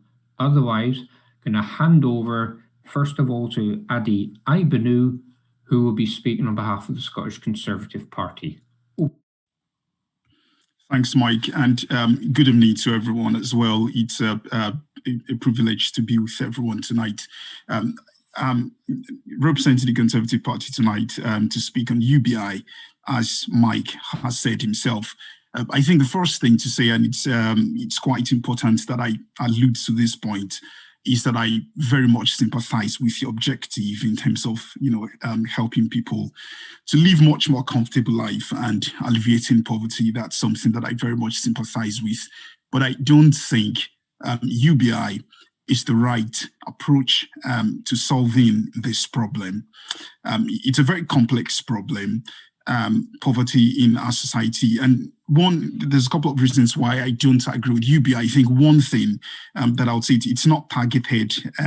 Also amongst proponents of UBI themselves, there is no consensus in terms of the operational delivery mechanism for UBI and the delivery model. So that's something which is quite concerning. And we've had pilot studies of UBI. So, for example, the Finnish government did a pilot for UBI itself. I think that's 2017, and found out that it actually didn't help people into don't forget, guys, on the Guerilla TV channel, I've already covered all of and so this. when you see that level of evidence with a government state-sponsored pilot in UBI coming up with that level, with that report, then we need to think twice. The Finnish government did decide that the kind of welfare system is perhaps a much more better way than UBI itself. And even the Scottish government themselves did a pilot on UBI in 4 local authorities, backed by, I think, £250,000 of public money in Edinburgh City Council, Glasgow City Council, Fife and North Ayrshire Council as well. And the CBI did a feasibility study based on what the Scottish government had done, basically saying it wasn't feasible to carry on with UBI itself. So that's two governments, doing pilot studies into UBI and not coming up with any sort of evidence-based concrete outcomes in terms of the ability of UBI to have a transformative effect. So, based on this, I do not think it's the right approach. But like I say, it's a very laudable initiative in terms of the objective. I think the chair did make mention of a couple of things in his opening remarks where he spoke about skills development. I work in further education, and I think for me, one thing we really should be doing in terms of long-term strategic goals to actually alleviate people out of poverty is looking at skills development. I think we perhaps rather focus on that much more than UBI. I'm not saying that there are no that there is no poverty in society. Far from it. Like that was one of the very first things I say. But skills development is a much more long-term, sustainable model, helping people. Yeah, that's clever. This guy's clever. Okay, this guy. And not to mention the fact that what we should be doing is giving money to start up businesses, high-tech growth businesses. That will certainly increase the opportunities as well. Okay. Where's the missing 600k? From the Scottish Liberal Democrats. Carol. There are many reasons why people may find themselves living below the poverty line. Delays in universal credit, low paid, insecure work, illness, disability, caring responsibilities. And we know that child poverty levels in particular were rising in Scotland before the pandemic. With further job losses looming, particularly for women, poverty levels are set to increase across the board. And the impacts of living in poverty are well known. The deterioration in mental health, which can become a vicious downward spiral, the physical health problems associated with poor diet and poor living conditions, the educational attainment gap, which limits opportunities for life, dependence on drugs and alcohol, which can lead to self-harm and homelessness. Scotland, and Glasgow in particular, has some of the most depressing statistics on poverty, health and education in Europe. I'm a native of Glasgow. My parents grew up in the Gorbals and Possil in the 1930s. Oh, nice. And they would find it hard to believe that so little progress has been made. Yeah, that's true. That's socialism for you. Which affects so many people's lives. There are many things we can do now to alleviate the situation. Doubling the child poverty payment, increasing carers' allowances, insisting on the living wage. Or growing the economy. How about that? How about something like growing the economy rather than letting the state spend money that we don't have on rubbish and create bad developments? Short-term strategies to alleviate particular problems. And we actually need more fundamental structural change to prevent people falling into poverty in the first place, to prevent the need for such a plethora of individual strategies to try and mitigate the effects. We need to fix the problem at source, which is simply a lack of money. And we need to give people the dignity and the way you change that is by growing the economy. Lives, not oblige them to seek support for individual problems as they arise. And that is why the Liberal Democrats... UBI Canada has done extensive research into the economic benefits of basic income. They calculated the potential benefits to the Canadian economy as £87.6 billion a year. Universal credit in front of us. Yes. The principle of universal credit I'm sure Turdo, the old commie, son of Castro, is probably very tuned into it. Complicated for the applicant and complicated to deliver. Replace it with one simple payment. But look how that has turned out in practice. So we have to put the time and effort in to getting UBI right. Nationally, the Liberal Democrats have had a working group looking at this for months. And we are totally committed to supporting a UBI programme which will provide that universal safety net which will prevent all groups, individuals, families, students, pensioners, stop them falling into poverty. And we look forward as a party to working with other parties to try and get this done.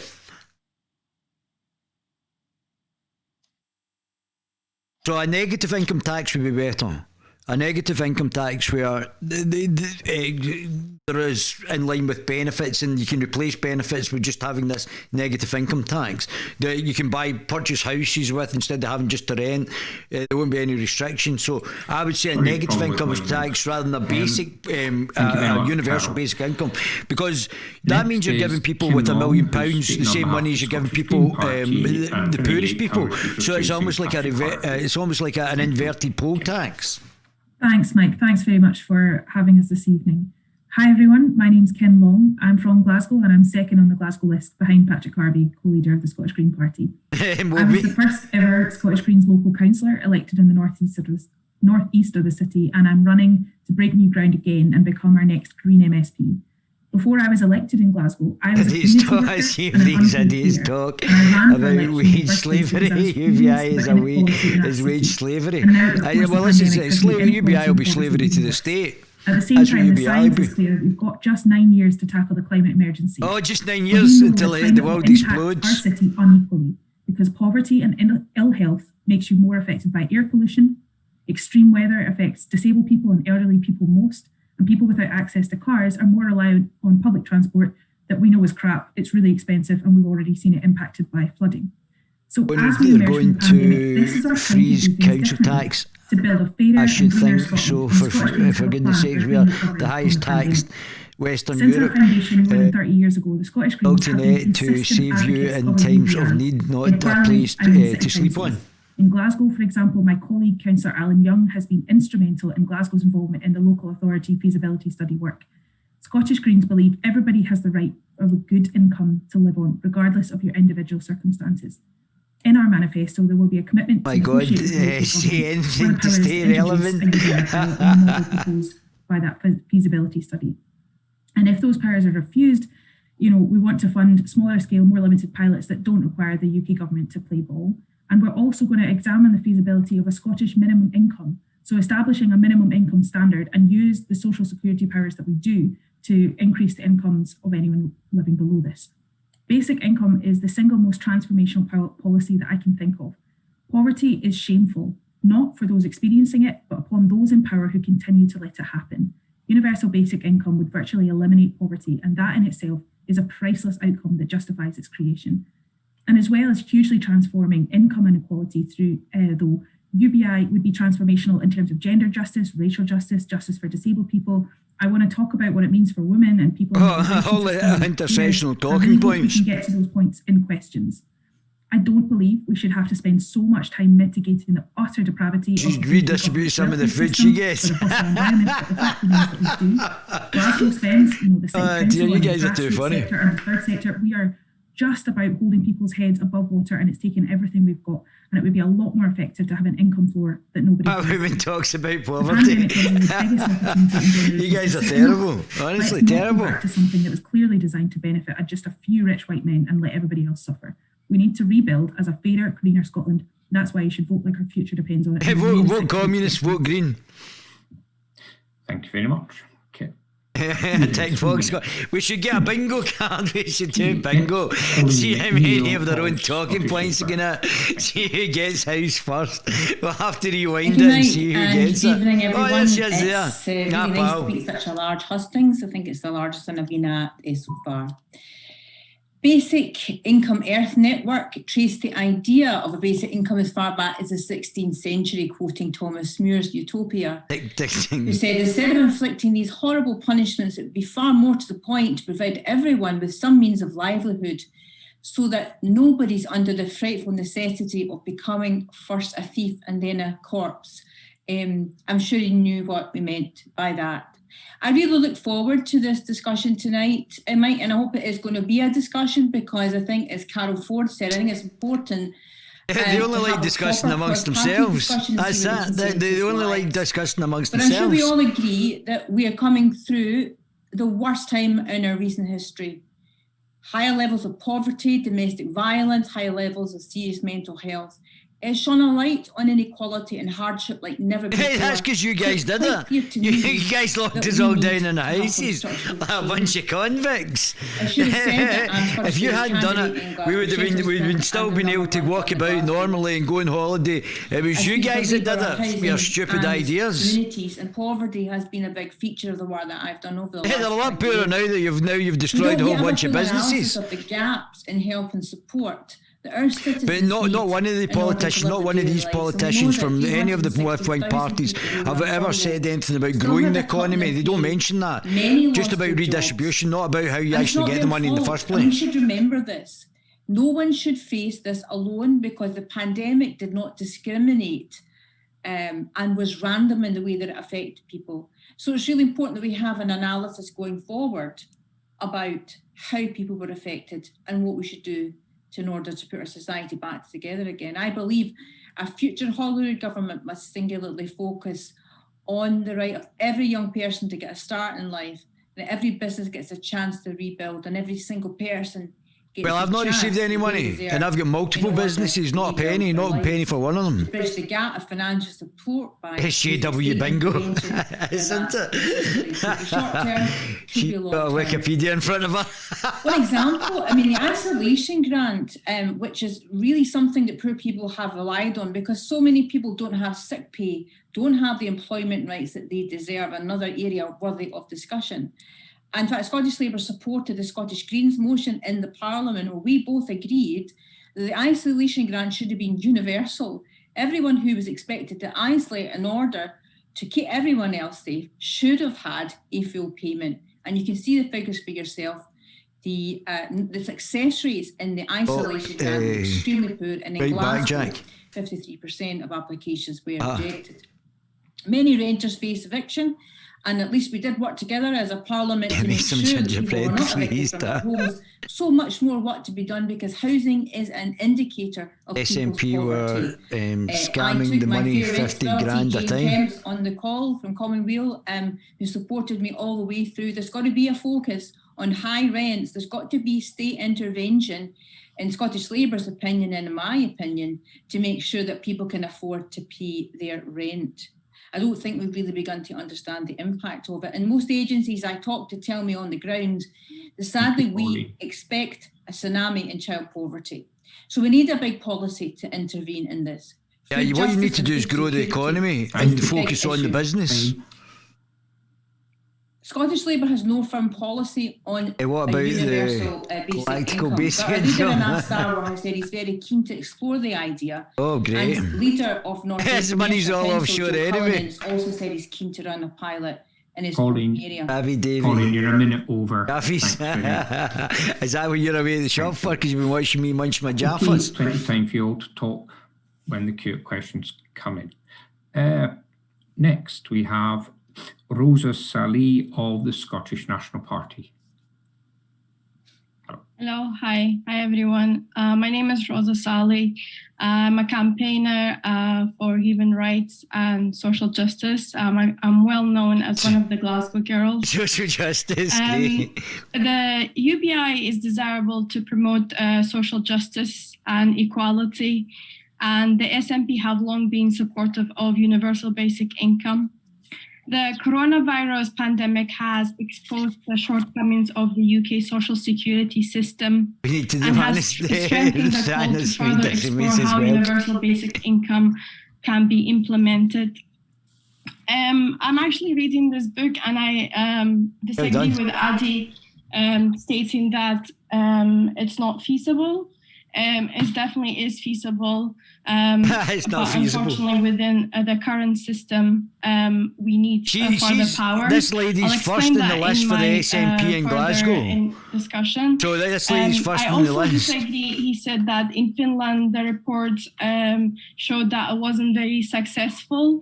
And the Finland report said that it helped with health and well-being of people and improved life. So just a disagreement there.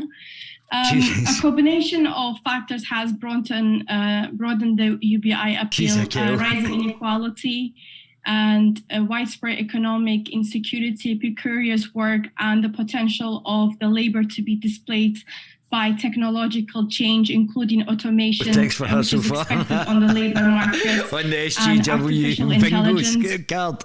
The Tory UK government has eroded the social Tories. safety net over the last decade through brutal cuts and sanctions The and brutal inhumane cuts. policies such as the benefit Where's the £8.5 billion sanctions they gave regime us? and benefit cap, the 2-child limit, and rape clause and the bedroom tax. I can go on. Do you know but the there first is thing you should many, do is get a friend? inequalities People within ask the, what you would do. The current first thing, social Dave, you would do when you went security into system. And the just to office. quote here, And the first thing I would do is get a 200 forensic million accountant annually in, a forensic used for accounting team mandatory to find out where the prosecution money's just for gone. appeals against ESA and PIP decisions. That's a lot of money that is being wasted, and the taxpayers' money for a system that does not work. I just want to say that this has not been implemented in countries, but there's been pilots run like in Finland and Canada and Netherlands. And I said that in Finland, there has been, the report says it has helped people's mental health and well-being, and people are less stressed. The present system of social security really is it's not designed for the modern economy. And the UBI is a solution to look forward to the future. I think there are lots of other reasons for I have to say, my wee income, pal, but Anthony perhaps one of the Samaros' most speech was better than this young fundamental lady's, one but will provide a degree he of did it. social resilience We've and already discussed the security per UBI household and the that is guaranteed or lacking in the universal basic present income. system. And Over the last it's parliament, already the been SNP dismissed out of hand, and they keep government bringing has it funded back. for local authorities to explore the feasibility of piloting the UBI. And we have funded 4 local councils, Glasgow 5, Edinburgh and North Ayrshire. Yeah, it didn't work. And partners like including Public Health Scotland has also been involved in the steering group. The basic income pilot is desirable, as I said. It's not feasible within the current devolved settlement, as necessary welfare and tax power remain with the UK government through the DWP and HMRC. I just want to say, Aileen Campbell, our Cabinet Secretary, have written to the UK Minister, urging them to engage constructively with the Scottish Government on this matter and discuss the next step towards the universal basic income pilot. Go back. Thank you. And final speaker before we go to the Q&A is Brian Smith, Trade Unionist and Socialist Coalition. Brian. Thanks, Mike. The linear left. Here we go. Thanks for the invitation. Hi there. As socialists, we support any mitigations for what we see as the horrors that free market capitalism causes to workers across Scotland and indeed across the globe. We are fighting to change capitalism, overthrow it, but we fight for every reform that we possibly can. Just any reform, we don't care what it is. The drivers for UBI are clear as far as we're concerned, and some of the other candidates have outlined them there. I don't know if this is the Scottish Socialist Party or the Socialist Workers' Party, or I don't know. There's that many. Pandemic, of course. Pandemic has just shone a light and exacerbated these things, as we all know. The scandal of insecure work and precarious work, particularly for young people. It sounds like a socialist, sounds like more of a traditional old socialist than a Marxist, mind you, I have to say. In relation to secure income or housing, and we all know people in those situations. The mental health problems that are caused by the system that we currently live in are linked to the fact that there is billionaires in the world should be run for the billions. Maybe they should get more billionaires. Maybe that would be better for the Scottish economy. Get the entrepreneurs to grow the economy, create more jobs, create wealth. No workers of all unite. They wouldn't normally have. And it's tough to say a couple of the speakers will probably need to look at themselves a bit, because they did oversee the austerity measures of the last 10 years that have led to a lot of the council services being actually cut. But we'll maybe come back to that. But that has left burdens on people, particularly women, in relation to caring responsibilities that used to be provided by local authorities or by voluntary sector organisations. I'm going to rename this stream. I was going to do this about manifestos, but this is obviously going to be the UBI Union branch secretary. There's been an absence of decent leadership at times from the national trade unions. Nicola Sturgeon and 98% of the parliament against austerity and a fight back against poverty and inequality, because it's when workers are organised that we can actually take on some of the things in our society which are wrong and challenge the vested interest. And that's been a driver as well, I think, in relation to people looking for solutions and other ways to deal with the problems of the market. The UBI features which are positive, some people have described them already, the issue of social solidarity, the concepts of citizenship, universalism, which is socialist, we obviously agree with. The fact that it's not connected primarily to the labour market. Labour and the Greens, SNP, Lib Dems are also passionate about ending poverty. Do they keep voting through cuts and budgets? Because I think the discussion about UBI locates freedom where it should be.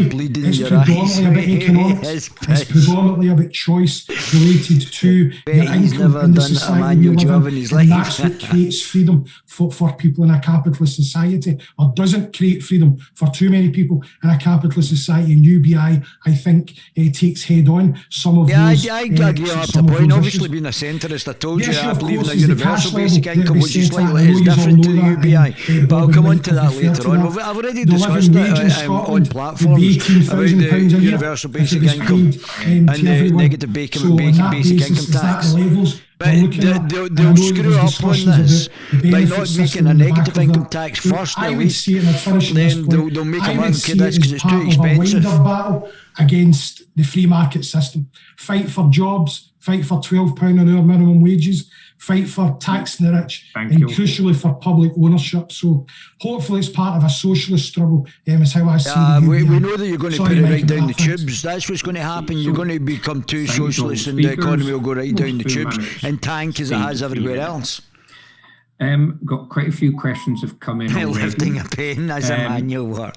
In setting this up, we're very aware that an awful lot of the impact of levels of benefits of the pandemic and so on has fallen upon women. So we're particularly interested to hear from... Don't forget the women. Don't forget the women.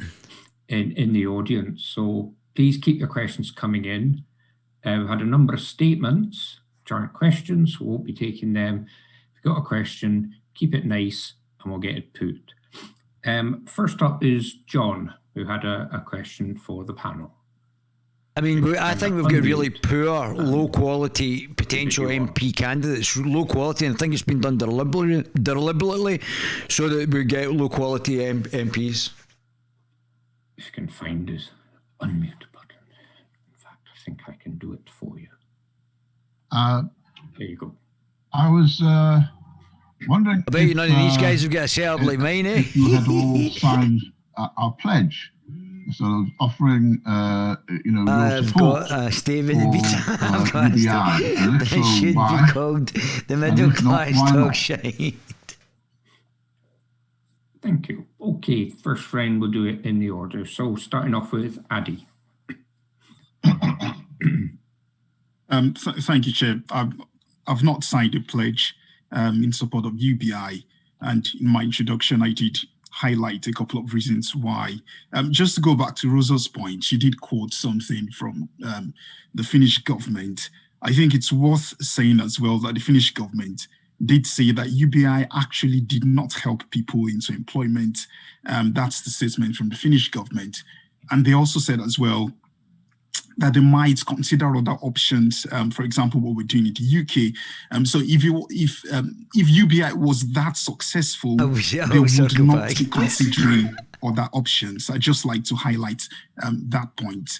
The key point for me, it's about, we're speaking about real people here, so I don't want to go into economics and numbers because I think that's not going to be right.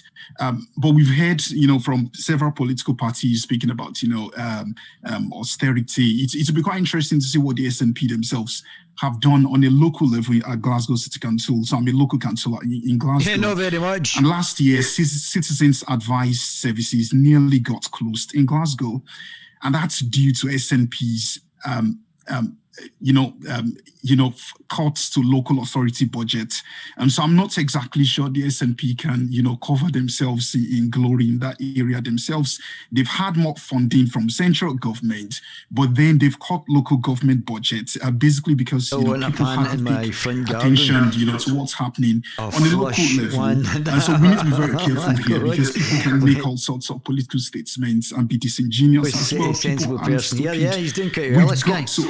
We can't replace a system with another system that's untested, unproven. There is no consensus in terms of the delivery mechanism for UBI. And if someone can show me right now, where the evidence is that this would actually take people into employment, this will break the cycle of poverty, I'm yet to see that evidence. Thank you.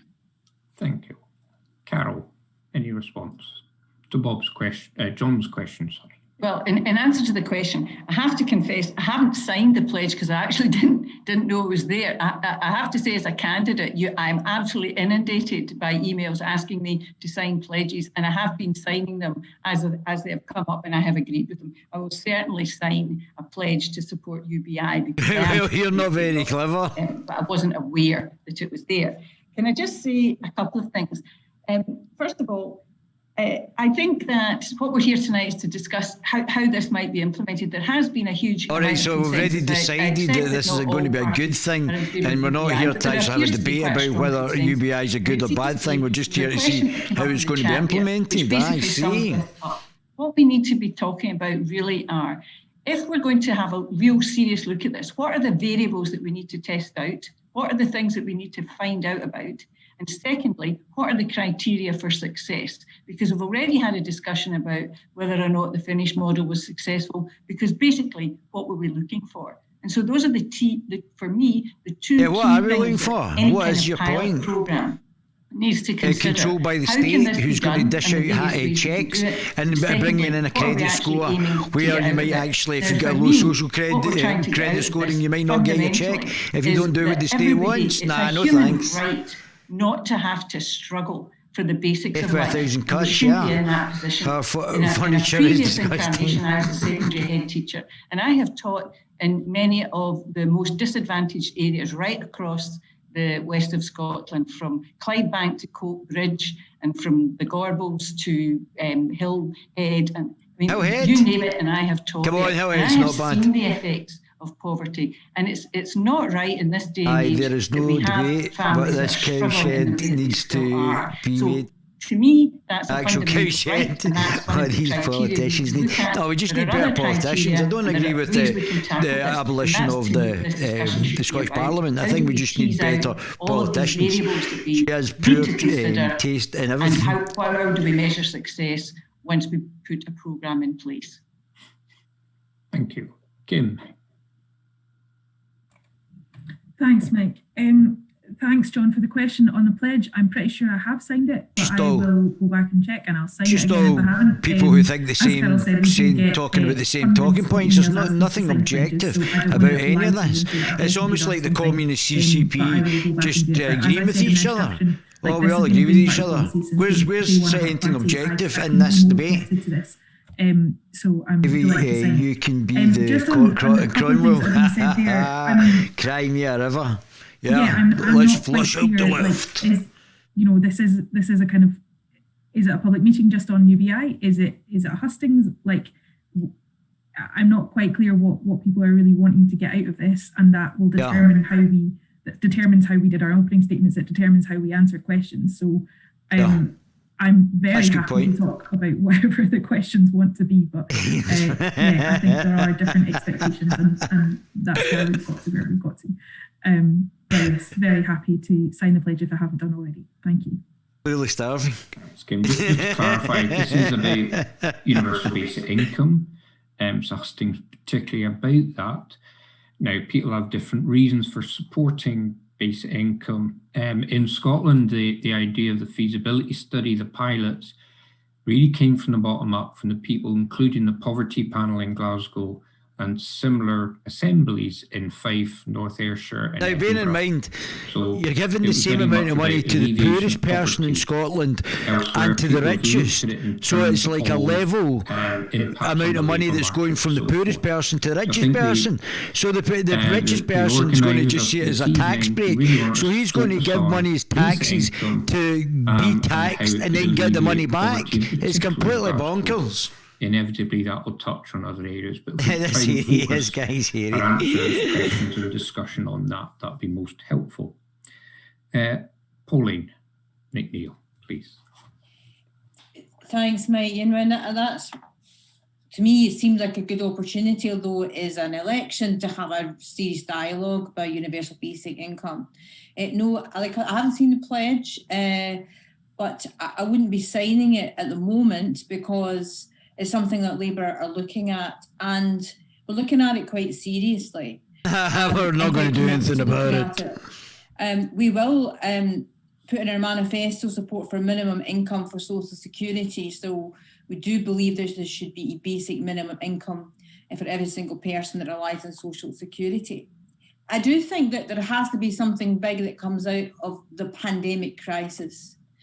And that's why I think it is a really serious discussion that we ought to have cross-party and with our citizens, because without public support, it would be difficult for any political party to implement it.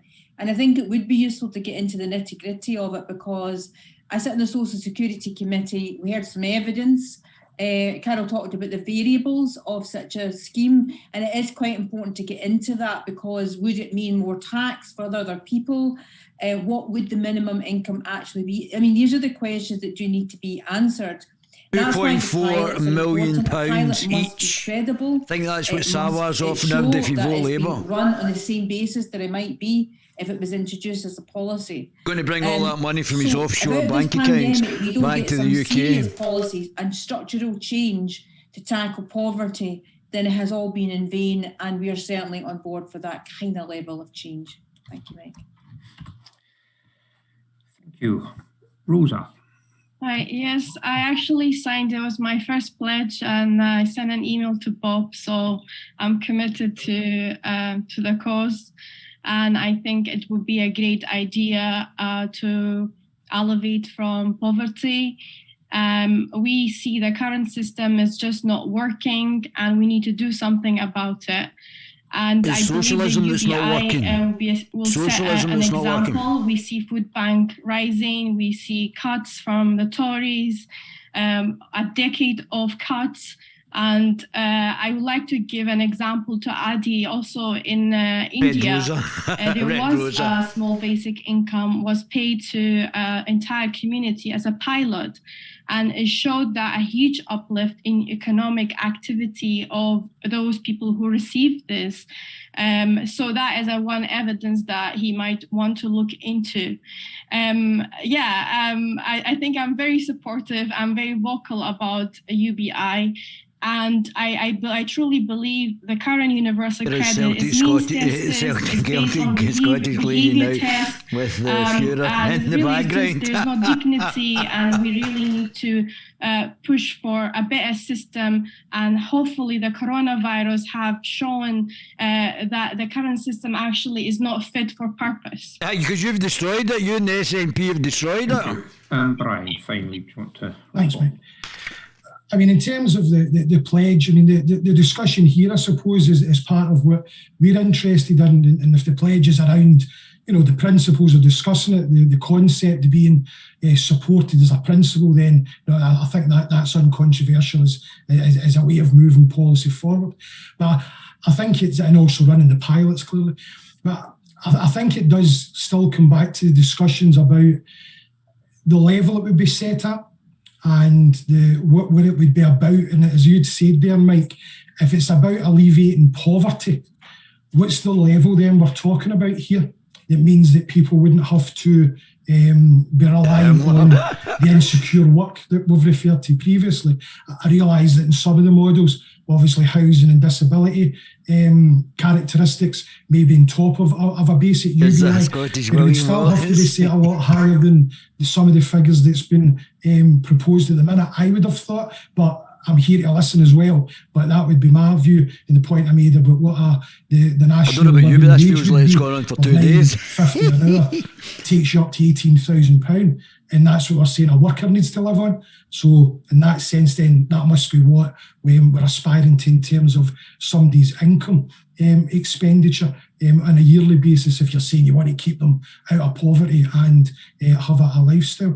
I think the point about the powers that Rosa made is right. It can't be delivered clearly with his current constitutional powers. I think the campaigners have obviously recognised that, and we're in favour of independent socialist Scotland. So in that sense, we would be, I agree with some of those points. But it's also a question about, will big business in an independent Scotland accept the level of taxation you would require in the current economic model? And it takes me back to that discussion about changing the model. Okay, we're getting plenty of questions coming in. Thank you very much. To repeat what I said before, we're focusing on basic income. So if you can try and avoid addressing questions to one particular party, do it to the panel as a whole, because we'll get more out of it there. It'll tease out nuances and subtle differences between how basic income is considered by the different parties. And secondly, if you can stay away from the constitutional question. It's as if the MSPs are not of an intellect and they're ideologically driven. They don't realise that it's their policies that have kept people in poverty. Or maybe they do and just don't give a shit. But it's their policies that have kept people in policy and socialism. Basically can do and maybe can't. Thanks, Ruth. My question is, how would you approach UBI for disabled people whose living expenses could well be well above the average? Would there have to be some kind of means-tested top-up benefit system to a UBI? Sorry, let's start with Carol. I think actually that I've noticed in the chat there are quite a few questions coming up about the sort of level at which UBI would be set, and I think that's 2.4 million, Mr. Sawar said. Because I think that actually that might be variable.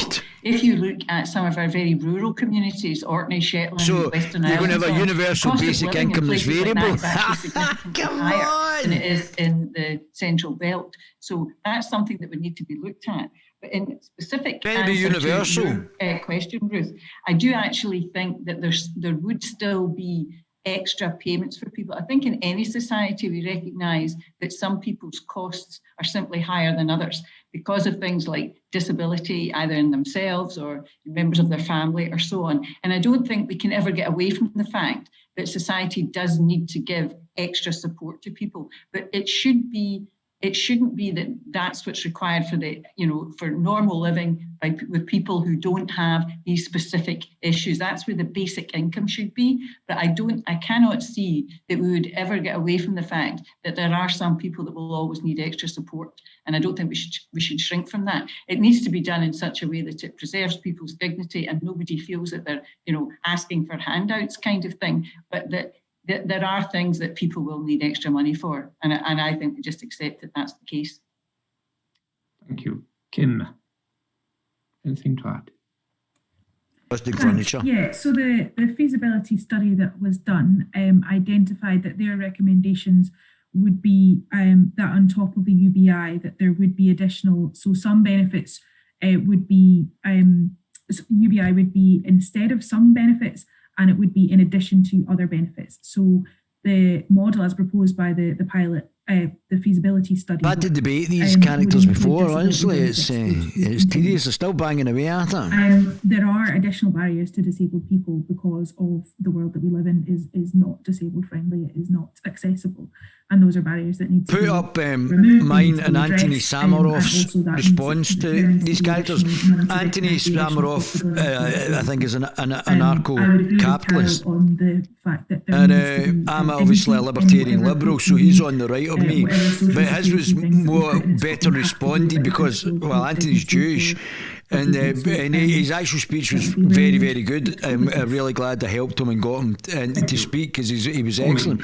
But I also did one the same day Or the week before, I Yeah, can't I mean, remember. just to add, obviously a And flat we rate basic basically income would have had to two have different additional perspectives. His was the payments for those, capitalist who one, may be worse which would off have if been we don't no address the basic fact that income. they may have But he didn't disabilities. actually There say would have or to no be an benefits how additional he would payment have. for disability, and I think it would have to be an additional recognition of housing costs being so variable.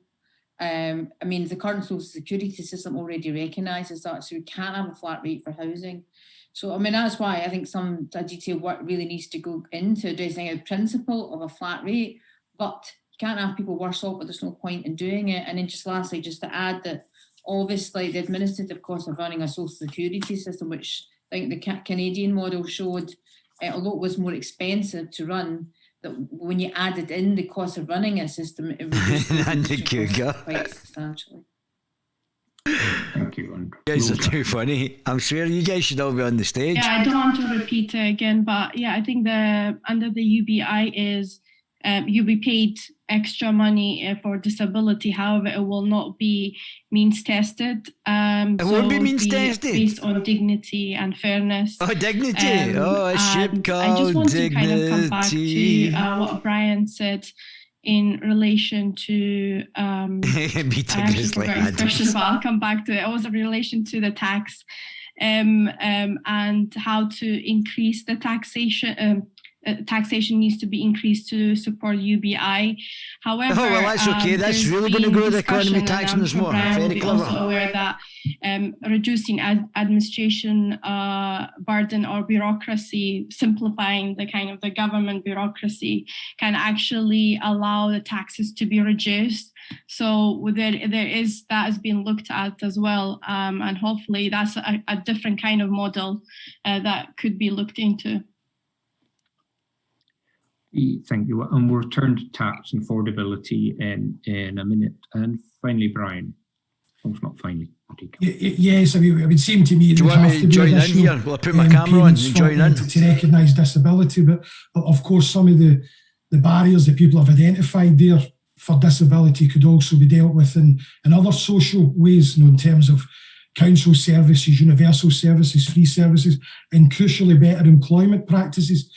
So again, really, sorry to go off topic again, Mike, sorry about that. But if you see UBI as part of an overall package of changes that has to happen, then I could see it being part of a better support system for people who have got disabilities, but with some of those other changes as well. Thank you. And finally, Addy. If there was a UBI, would you envisage that there'll be additional support for disabled? Yeah. Thanks for setting that trap. I think listening to some of the audience, the panelists, they kind of touched on some of my earlier points. There are key technical questions we've not really answered, and that's the difference in terms of living cost. In different areas of Scotland. Also, even Inclusion Scotland did say themselves that actually UBI could disadvantage people with disabilities. So I'm not saying that that's coming from Inclusion Scotland. I also think it's worth bearing in mind as well that the Scottish Government information, there was an FOI to the Scottish Government, which actually did say, the Scottish Government in response did say that UBI could actually lead to deep cuts to public services. So we need to have serious conversations in terms of how this is going to be funded. Because the money is not going to come from, it would have to come from somewhere. And for me, I think we need to have that conversation. Okay, I think that leads us neatly onto a question Bob Gillespie had about how would we pay for UBI. Looks like Open University rejects. Need to unmute.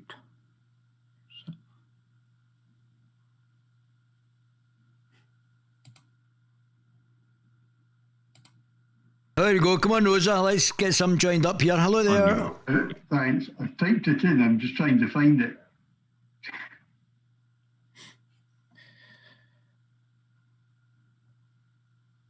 On then. If you want to, do I say anything? I'll say something. Get me on. Money come to pay for universal basic income, tax on the better off, increase in basic rate of income tax, land and property tax, and so forth.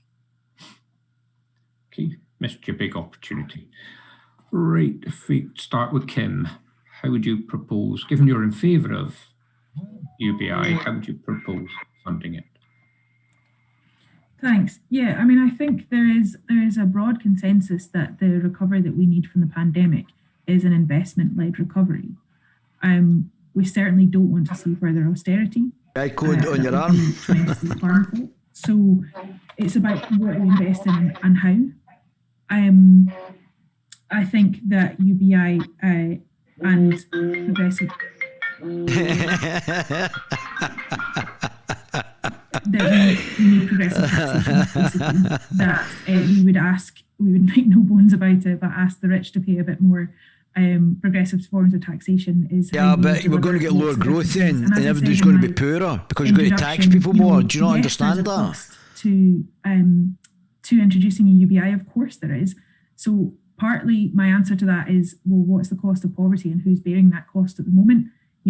Some of this is about where we put the burden of paying for things, and at the moment it's on individuals, it's on families who are bearing the enormous stress and anxiety of trying to get through the day and put food on the table. So that's because you've locked us all down in our houses and destroyed thousands of businesses, you absolute donkeys. And it's simply about that's the guy from the Chinese. Secondly, I think the benefits. Hello, we're at the door. We're trying to get insert. I'm on a UBI call. Poverty, but also all the knock-on effects of that. In terms of people's mental health, in terms of people's physical health. We would need to try and define the amount of money that the health and social care services would save, because they're not having to deal with people who are just being pushed off a cliff. These are the people that are being pushed off a cliff. My God. Services are set up that we're just dealing with people in crisis all of the time, and that's a hugely, without being disrespectful to the individuals involved, but just on a kind of systemic level, that's a really inefficient way of working. We need to do things that actually stop people being pushed off the cliff in the first place. People are getting pushed off a cliff. You said that twice now. That investment. That's the Green Party policy. Thank you. Pauline, you said the Labour Party is investigating UBI. How would they propose to fund it? Yeah, they're not doing it. Well, I think anyone who's been involved in the debate, you probably know better than us, really, what the options are. I mean, there only are certain ways to fund it. Is not career handler on the phone. The existing funds to run Social Security and administration of. Interestingly, Reform Scotland they made a submission to the Social Security Committee in 2018. So there are quite old figures on what it would cost to scrap certain benefits. So they see that scrapping benefits be replaced by would receive about 3.6 billion in Scotland. End of personal allowance would generate about 5.2 billion. I won't go through all the figures, but clearly there's a shortfall. So which indicates that you would have to find the rest in taxation. And I suppose that's what I said in my opening statement, which is the biggest challenge, I think, for universal basic income, notwithstanding the system that you would have as public support for it. If we believe in it, if we believe there should be a fundamental change to provide the basic support mechanisms for every citizen in Scotland, then we're going to have that conversation with people out there and ask people to pay more and to buy into the system. But I think the model, is quite important, because I see that Rob Gibson had the question about, well, are we expecting everyone to work, or surely part of the system would be that people choose not to work? So there's another debate to be had about it, but yeah, so there's my answer. Okay, thank you. Rosa. Lemmings. How would you see us funding UBI? There's discussions about increasing tax, and we can achieve through that. However, there is, as I mentioned before, that there could be the removal of the current administration system, reducing administration burden and waste, and the universal benefit the statistics shows it costs around 1% to outlay for the administration of UBI, where we have a means tested benefit. It costs an average of 3% to run. So therefore, it shows that cost is actually reduced by 2%. Also allows revenue to be redeployed elsewhere. So yeah, there's a big study on this, and of course redistribution of power at holes, and to reduce and eliminate poverty, and that is something, this is the way it should be done. So this could be an MSP. This girl could be an MSP. The bureaucracy of administration and errors. If Sarwar beats Nicola Sturgeon, the constituency, Nicola Sturgeon might be out. Companies like Maximus and Capita and Atos, and we pay billions of pounds to these companies. We should be investing in a fairer and dignified system as the UBI. Thank you. Brian, anything to add? Yeah, I mean, we could stop spending nuclear weapons is the one thing we could do, and that would free up lots of money. I mean, as socialists, we're obviously in favour of hammering the private wealth of the big businesses and the super rich. I mean, the 5 richest people in Scotland last year had a combined wealth of £12 billion. That's more than all the councils in Scotland spent on services from the Scottish government. Well, there's plenty of money. That's good. They're generating growth in our country. Then that's good. For the super rich at a UK level, if we're talking about a UK as opposed to a Scottish level, a one-off wealth tax of 20% there would almost cover all the spending in COVID. So it's a myth that there's not enough money. There's plenty of money. Or just steal all somebody else's money. We would, in a Scottish Parliament elections, also increase the taxation powers. Income tax. We would go for, if you're earning £90,000 a year, we'd want that to start playing at 90%, which is not that different from what Margaret Thatcher had when she came into power, to be honest with you. That's not as radical as it sounds, 90% on 90,000. So there's money there to pay for support, for benefits and for services. It's the political will to actually do what's necessary. Okay, thank you. Paddy, you don't support the introduction of UBI, but do you want to react to some this guy seems like he's on the money? Yeah, but I think it's actually quite interesting hearing the comments. I see Pauline has skillfully avoided a couple of things. The Scottish government's own JES report shows that the income tax base in Scotland is never lies. So the Scottish government had your video on with you to collect a certain amount of money, but it's shrinking right now.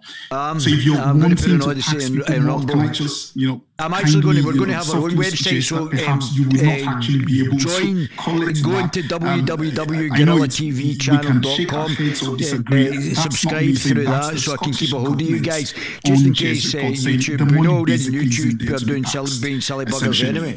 So we need to have realistic conversations in terms of where the money is going to come from. And like I say, the Scottish government's own information, in response to a freedom of information request, on the 9th of July, just last year, basically said to fund UBI, you're basically looking at cuts to public services or increased taxation to every single tax bracket. So we need to ask ourselves questions as politicians, not just making broad statements.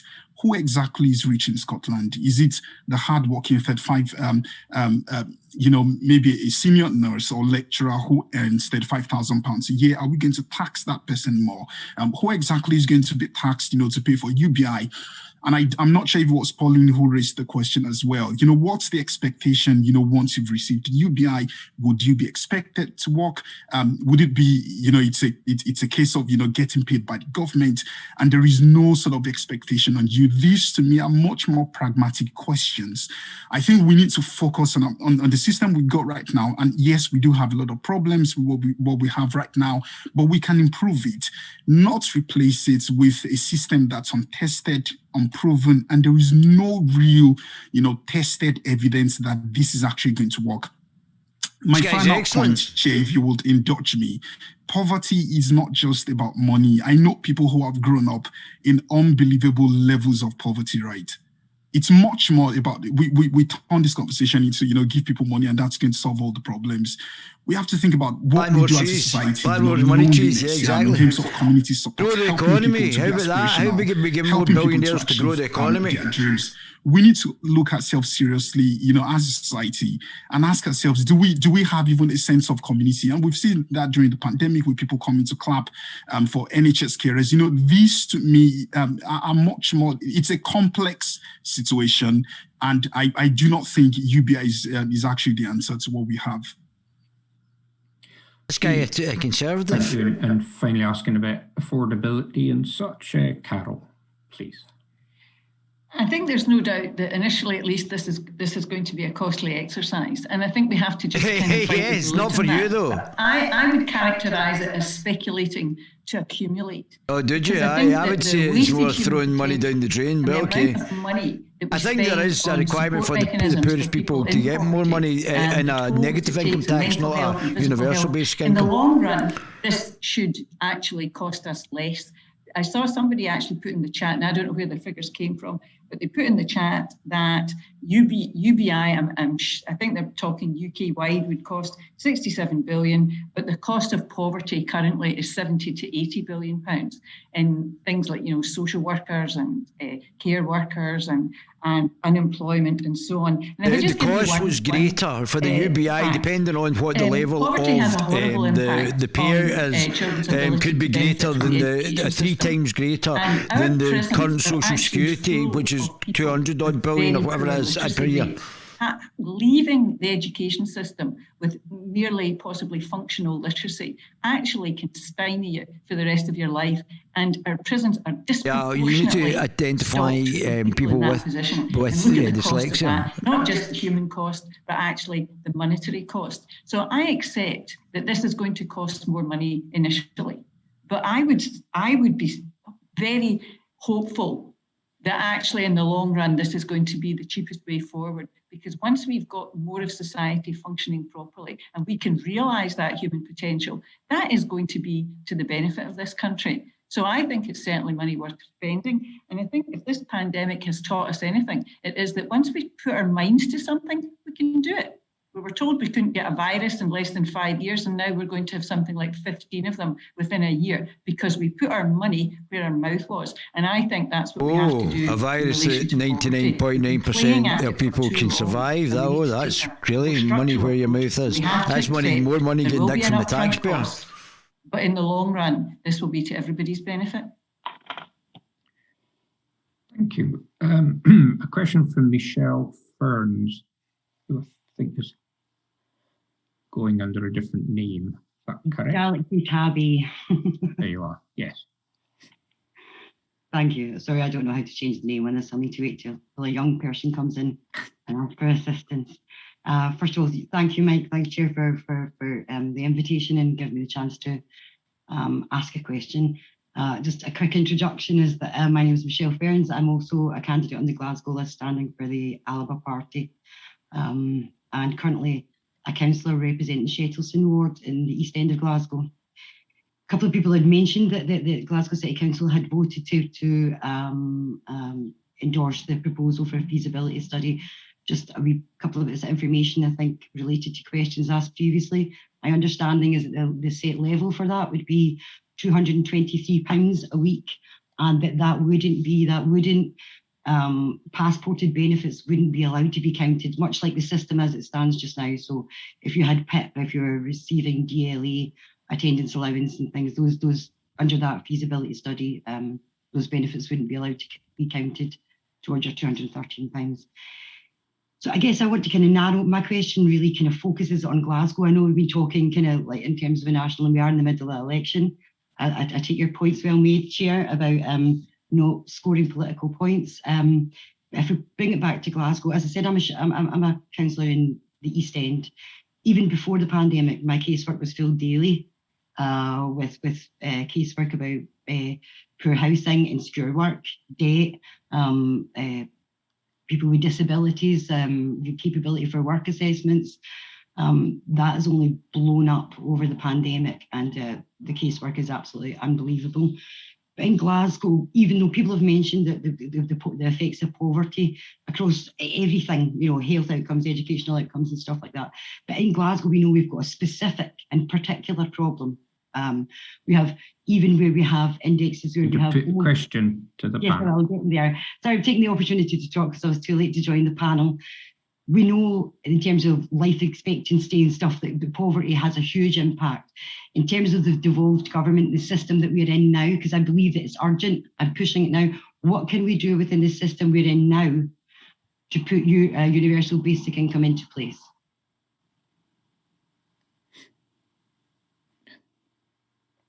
Sorry, you wanted a question, so. Yeah, no, that's fine. And maybe if Alex this is going to be a disaster. So we've got a whole bunch of politicians talking about the UBI, and it's going to drain millions of pounds from certain people who are building businesses and redistributing it, which is fair enough. But the way that this is going to be done will be a disaster. Overcome what is obviously resistance from the DWP and HMRC. Okay, thank you. Could we start with polling, please? Thanks. Hi to Michelle, and I think it's a really good question. And as people like yourself, and you're talking about the work that you do in poverty, I think if more people had seen what you see every day, I think maybe people would have more of a change of heart about what we need to do. Oh dear. So I think that what we do with the current powers is an interesting debate about what we do. So we can do two things under our current powers. We can create a new benefit, or we can have top-up benefits.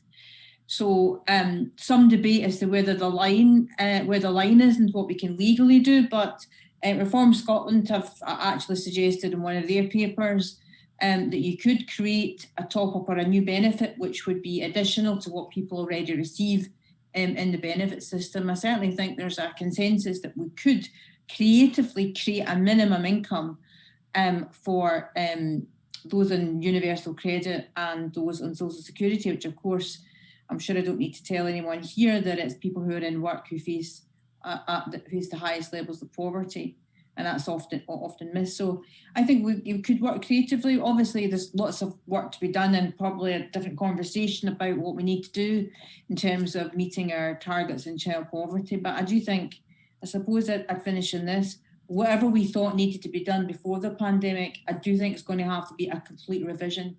It will not do. The scale of it is going to be much bigger. So there's going to have to be much bigger thinking one way and the other how we tackle it. Thank you. Rosa. Captain Manning. Yeah, Michelle, thanks for your question. Every day I work with constituents as well in a busy MP's office. So I deal with benefit issues and people's disability benefits being taken off them, and you have to challenge DWP, and then they refuse the constituent, then you have to appeal to the tribunal and then win in the tribunal. It is a really exhausting process. Why is she doing that? Why are you doing that and not just giving that to something like Citizens Advice to do? Why is this not, there's somebody else? That surely should not be a constituency issue, unless there was a problem with it. In independent Scotland. I'm sorry, I'm going back to the constitution issue, but this is the report stating that we need to have devolved issue powers as we have right now engaged with DWP and HMRC and the UK ministers to implement the next step for the UBI. So we'll see what we can do. However, the Scottish Government has actively engaged in supporting, child poverty, making sure that children are supported because of the increase in child poverty. So the Scottish Child Payment have helped. Will help as well, because it's now been doubled. Hopefully, soon. taking children out of poverty. And I think that's very important. And my question to Adi is, why did the Tory government during the coronavirus did not increase the child benefit? And I think that is for the Tories government to state, the Scottish government have taken steps to elevate children out of poverty. The Tories could have done the same down every business in Scotland. But they chose not to do so. That's the way to do it. And this is what is sad. In Scotland, we are looking for improving people's lives, but with one hand behind our backs tied up, we can't really implement this. And that's kind of my answer to the question. Thank you. Thank you. Brian, about powers and such. I mean, in relation to Michelle's question, I suppose the answer to that is by having debates like this and having discussions like this. But you're only talking amongst yourselves. I can only see Abby there from any other party other than a left-wing party. HMRC's minds, I mean, yes, their minds will have to be changed. Why is somebody else, Michelle Valentine, not there? Why is only one guy? I think we'd all be worried about it and what that actually would be, because they would be doing it from, a right-wing point of view as opposed to a I need to jump in here, man. I'm getting progressive point of view. So yes, their minds will clearly need to be changed, but that's a political fight. That's about us fighting the Tories. Well, if I can put my video on. Or in England or in I don't know if I can put my video on. It's about working class communities getting together to fight the Tories, because we only respond to people organising against them. There's a role for the UK trade unions in that as well. So if UBI started to catch a mood at a UK level, regardless of the issues to do with the constitutional question in Scotland, how we would change their mind would be linking up with people in the rest of the UK to make the arguments and make the points, but crucially to build action and campaigning on some of the ideas that people have raised here. It's about fighting the Tories. That's how you change the DWP's mind. Well, Adi, how would you like to respond? Thanks, Chair. I'll keep this short. Rosa made a comment about child payment being changed from £10 to £20. And interestingly, I actually had a conversation with someone yesterday on the child payment from the Scottish Government. And the person made a comment, I know people right now who still have not received their payments from the Scottish Government. But the Scottish Government is increasing a payment whose delivery mechanism is not even effective. I think the key, and I'm just going to say this here again, it's okay, politicians make these broad statements, eye-catching rhetoric, but no one is actually looking at delivery. No one is scrutinizing, whether the delivery of these policies is actually reaching people on the ground. If you truly want to help people, take people out of poverty, focus on education. Now, I'm standing in Glasgow and East Land, and Drumchapel High, only 19% of the pupils in Drumchapel High leave secondary school with more than one hire. Now, I'm a lecturer. I can tell you right now, that would get them absolutely nowhere. If you want to tackle poverty, you focus on that. Adi, I went to Drumchapel High and I went to university, so that shows. You're an exception. Carol, what would you like to add? Well, in relation to the sort of two questions about putting UI in place now and then in the DWP and HMRC position, I mean, I would endorse what Pauline has said, is that the Scottish Government actually does have the power to top up benefits or create a new benefit. And while I accept that is not specifically UBI, that would be part, I'm presuming, of a pilot programme to actually see what impact does it have if you get people's incomes up to a level where additional benefits are not actually required, and at a level which allows them to live adequately in a technological society. And I would hope that if we can have successful pilots that actually give us the outcomes that we're looking for about improved health. I mean, the life expectancy in Shesselson is absolutely shocking, the worst in Europe. It take your breath away. But if we can show that there are impacts on health, impacts on mental health, impacts on schools and on children's education, then it's success that will move people the HMRC or DWP. At the moment, there is a kind of, not a cultural divide, but there is a political divide in how people view poverty and how they view how that can be alleviated. But nothing succeeds like success. And if we run good pilots and show that it works, then it will be relatively easy to swing other politicians, other political groups behind it. Adi is pointing out it's the delivery that matters. And I actually agree with that. It is the delivery that matters. We got it all wrong with universal credit. We can't get it all wrong with this. So we have to pilot it, and we have to see that what we're suggesting is working and is having the impact that we hope it's going to have. I'm confident that it will. Just giving people more wherewithal to get on with their lives is going to have a positive impact. I'm firmly convinced of that, but we need to demonstrate that.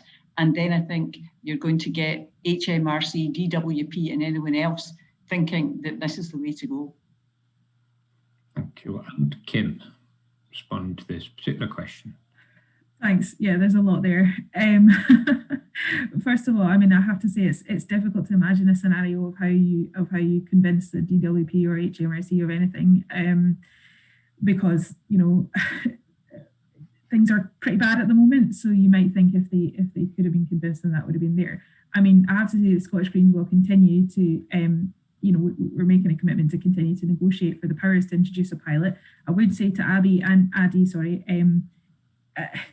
fair play to you, because you're on your own and it's really hard to be the kind of lone voice on things. So I take my hat off to you there. But I have to say, like, your argument about this hasn't been tested. Well, the reason it's not been tested is because the pilot has been blocked by the UK government.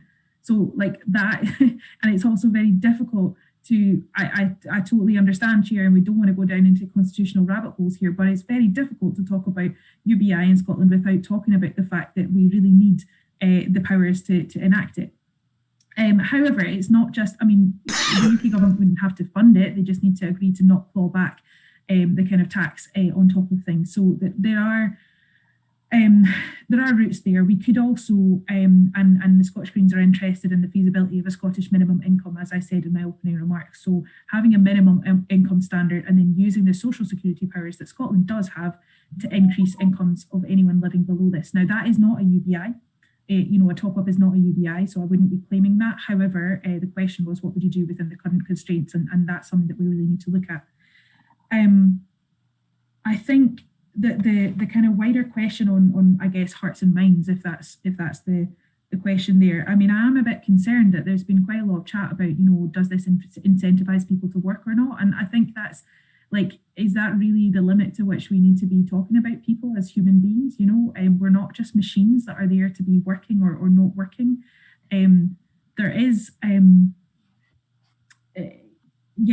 also,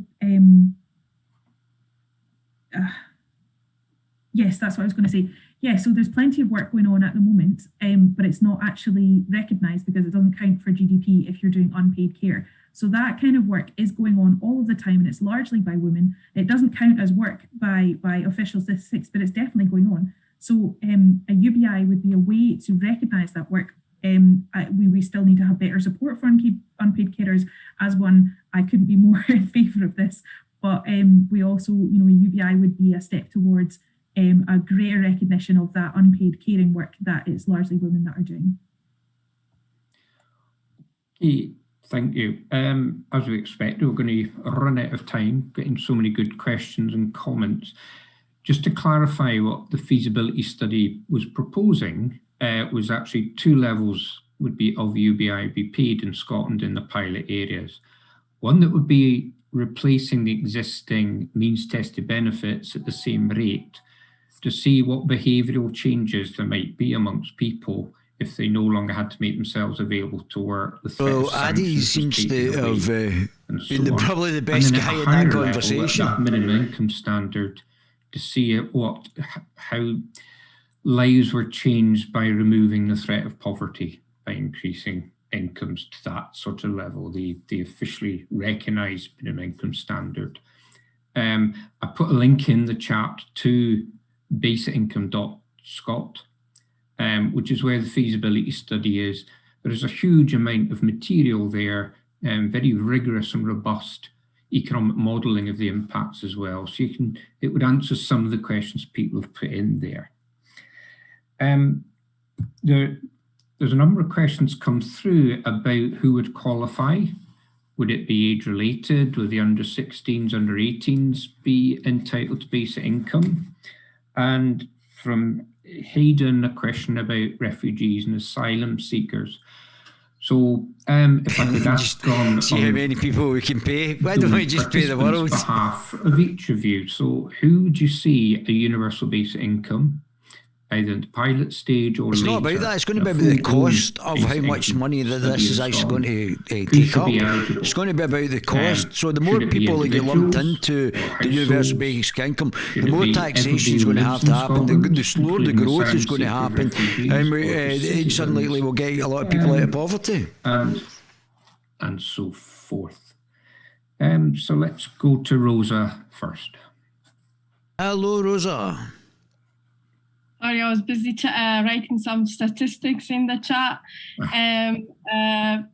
Sorry, was that a question in relation to asylum seekers not having access to public funds? Was that the question?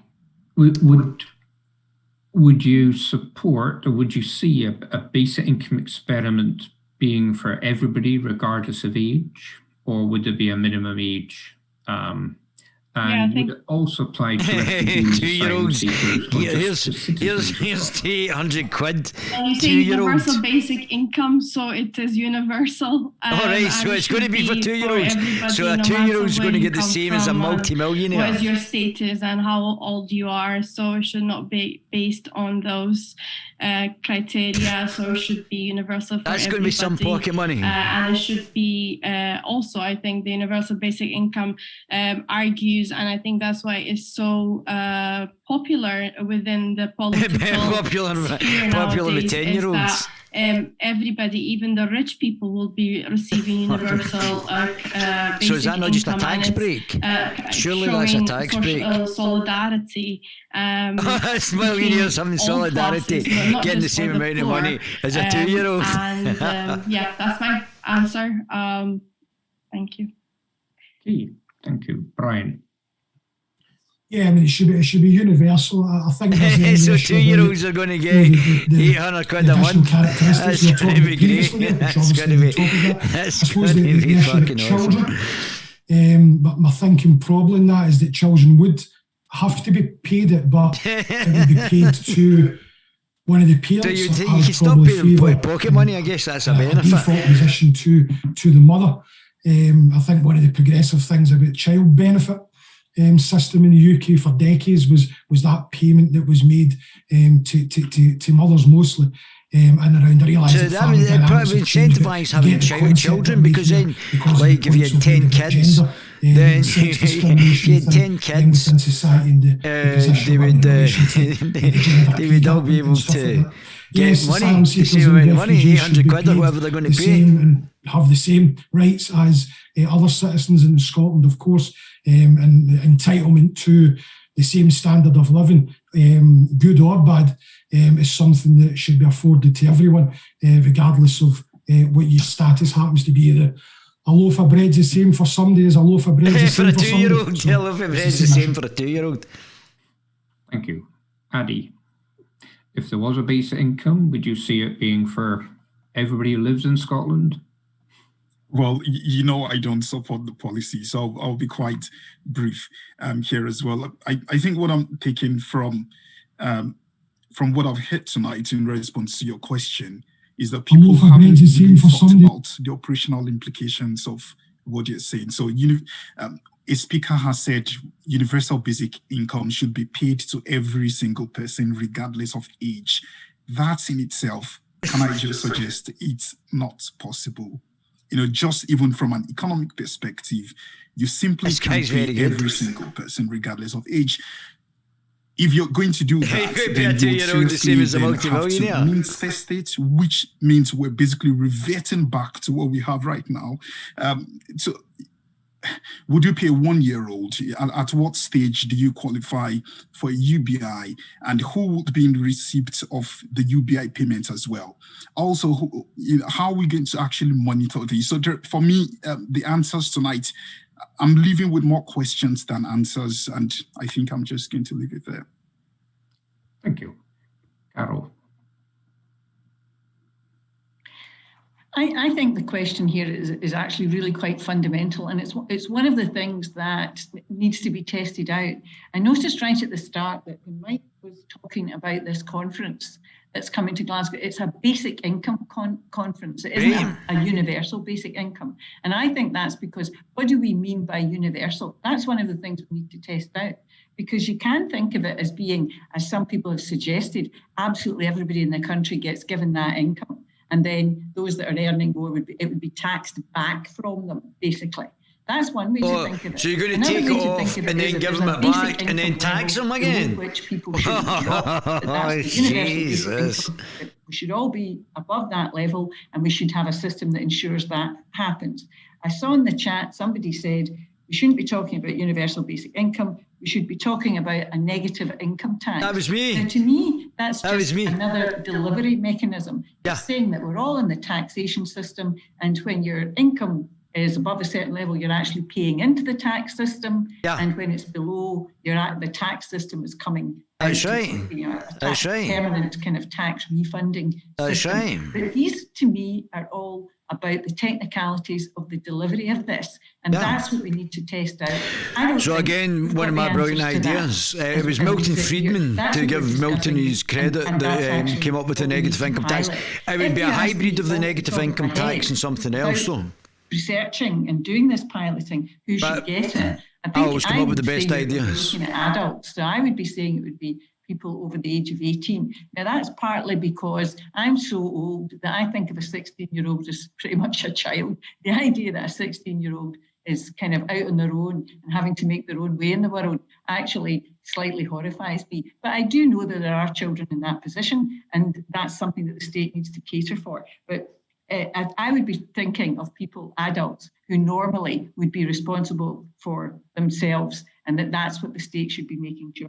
But as I say, that's off the top of my head. I think what we're talking about here is, what are all the issues we need to investigate and we need to pilot to get to the correct decision? Yeah, if you'd unmute me, I'd be able to tell you. And then have to change it all the way that you bungle it in the way that universal credit was bungled. But that would, if looking at it just briefly, I would say every adult should be eligible for this. But how we go about it is what we need to test. I don't think every adult, I think it should be a negative income tax. Thank you. Kim. Thanks. Okay. So, yeah, I mean, the pilot, the feasibility study, the final report of that is a really substantial document.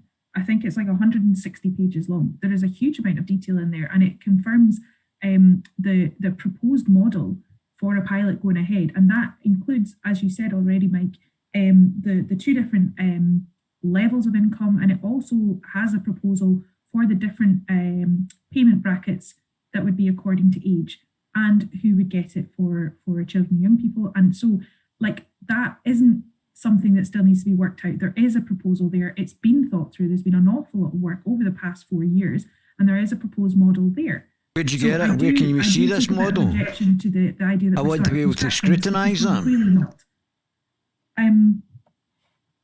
Universalism is a really good policy. It's how you remove stigma from things. It's things like free school meals for all Scottish primary children that the Scottish Greens have just done. Like, that's what we need to be doing, because that is how you remove stigma from things, and it's how you make sure that everybody gets access to things. In terms of individuals versus households, it's really important that it would be a payment to individuals. We know that people who are, and I saw a question earlier in the chat, that people who are living with domestic abuse, one of the ways that that can be perpetrated is through financial control. So it's really important that payments would be to individuals. And I know that Engender and other organisations have campaigned on that and come out really strongly on that. So that is a really important principle that we would want to hold to. And that is what is proposed in the pilot proposal by the feasibility study.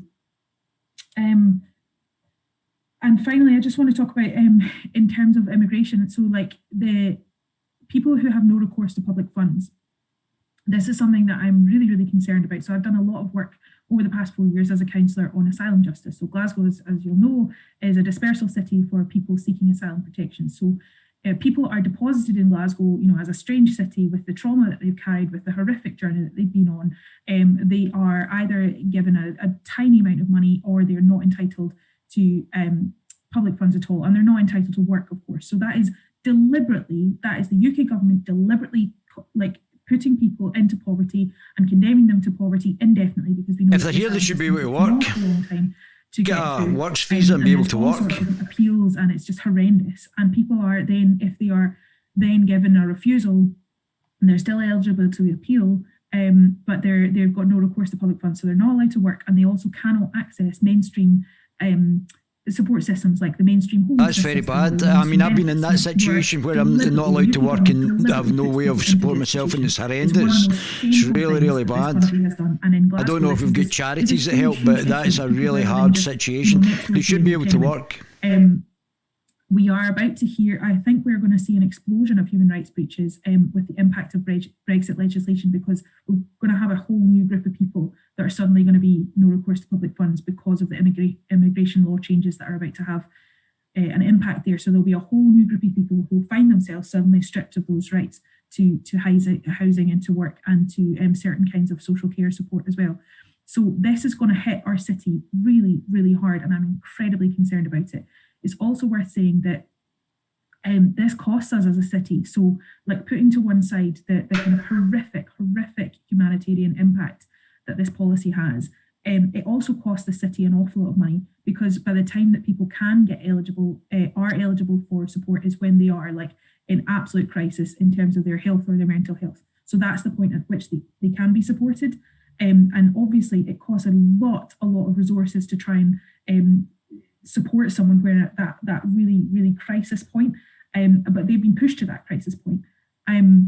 Okay. So, yeah. So yes, we need to look at that really, really seriously as well. Okay, and Pauline, finally, on who should be eligible for BI. So I mean, the model of universal basic income, I mean, to me is the all-important thing. And I mean, I did a bit of reading, I'm sure everybody else. I have to be honest and say that's one of the things I'd like to discuss further, because I find it a little bit confusing. Some models talk about adults and children. Other models talk about not everyone would pay. So I think unless there's a general agreement on the model, I think it's kind of hard to get everybody on board for this. But for me, I mean, what's its purpose? Its purpose is to eliminate poverty and to be fair to every single citizen that lives within our country. So that has to be the primary purpose. I mean, for me, the context has to be the pandemic. And I just want to put this into context because we are a long way. Yeah, she did. Yeah, she is. Sometimes they do actually speak the truth as well. Their hands. The isolation grants for poorer people who have to be isolated are not universal. Business support has not been universal. I know. Don't I know it? I know lots of businesses haven't had a single penny of help. Yeah, mine. It's not universal help. Many people, students, get no help from Social Security. So there's so many holes and gaps in our current system, and the pandemic has exposed it. And I think it's really important when we, whatever the outcome of May the 6th election is, all of us need to impinge upon the new governments and new politicians that people who are impacted by the pandemic didn't cause their own situation to happen. Decisions were made by the Conservatives and the SNP. Stop their businesses, and therefore that's why I do think a big idea, a radical idea, is something that there's going to have to be a consensus on, whether it's this one or something akin to that. So lastly, I mean, I think many of the refugees, and it's an issue which is really close to my heart, have come here, didn't come from poverty. Many of them came from wealthy situations and businesses and jobs, but because of conflict, they've ended up in countries like Scotland and Europe. So, and given half a chance to live in dignity, they would contribute hugely to the country. So I think the all-important thing, Mike, is I think there's going to have to be some consensus somewhere in the middle, or I don't really see us moving forward. And I would like to see us move forward in something like this. Okay, thank you. We'll make this the final question. You've got about a minute each, and I'll pull together a whole series of themes that have been in the chat. People are saying that surely basic income could be helpful for those who want to be self-employed, thinking of setting up a business, do more training, and so forth. And for the reasons that in particular Pauline's just given, the pandemic, which left so many gaps, isn't basic income an efficient, effective way to do it? And we could maybe get rid of a lot of the other benefits, a lot of the other schemes, small, very expensive, and so on, and go for a basic income which would allow people to make better life choices. Brian, let's start with you. Thanks, Mick. Yeah, I mean, the support for self-employed, Pauline's right, actually, during the pandemic has been one of the scandals. And of course, the vast majority of self-employed people just really look like workers now. You know what I mean? There's the days of the self-employed being out with the experience of working class people is well gone. You know, so, you know, as a socialist, I don't want to nationalise the chippies. Do you know what I mean? Just to make sure that nobody's under any illusion about that. But so anything which supports people to get an economic life, that's okay with us within the parameters that we would see of a market economy in that sense. But I think the issue about the means testing going, I think that's right. It's wrong for all number of reasons, which everybody in this call will know. So any move to universalism, and I suppose if there's one principle that maybe comes out of the night, not to try and get an outbreak of consensus, because I wouldn't usually do that as a socialist, but the consensus about universalism that was raised there, I think that's right in that sense. I realise that Adi won't agree with that, but that idea of there's going to be universalism as opposed to means testing and scapegoating people is something that certainly I think people could build on. Thank you. Adi, how would you? Do you see a role for basic income supporting volunteering, self-employment, enterprise? I think it's worth saying a couple of things. So during the pandemic itself, we've seen unprecedented levels of support from the UK government, and I think we should acknowledge that. In terms of business loans, even the furlough scheme at the height of the pandemic, 80% salary. Didn't receive a penny. And that's huge. I can't think of any other country in the whole world that has had a successful rollout of support compared to what the UK Chancellor has achieved. So Rishi Sunak has been absolutely fantastic. And I think we should acknowledge that. I do take the point that we've had gaps in the system. And that's why I think the Chancellor has put in a couple of measures to help the self-employed. Actually, people make the self-employed gap in terms of support. It's actually much more technical. It's about how businesses are set up, but I don't want to go into that. I think the key thing for me is we can't have universality in terms of it's still any support needs to be means tested, and what we need to focus on is improving what we have right now. Otherwise, we would end up with people who don't need the money getting the money. So there is no point. And even from an economic perspective, you could actually drive up inflation. Someone would say, well, we've not had inflation since during the pandemic. Well, so much money has been going into people's pocket for those who have been opportune enough to keep their jobs. But people have not had the opportunity to spend that money into the economy.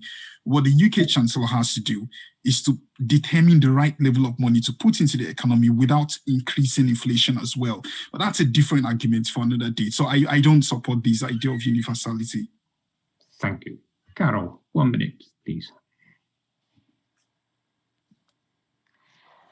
Well, I believe you only get one life. I don't believe in reincarnation. And it really upsets me that some people's lives are so arid and so difficult compared to others. And that's what we need to address. The issue of child poverty particularly is disgraceful. And it affects their health. We know that. It affects their mental health. It affects their education. But fundamentally, it affects their confidence, their security, and it holds them back.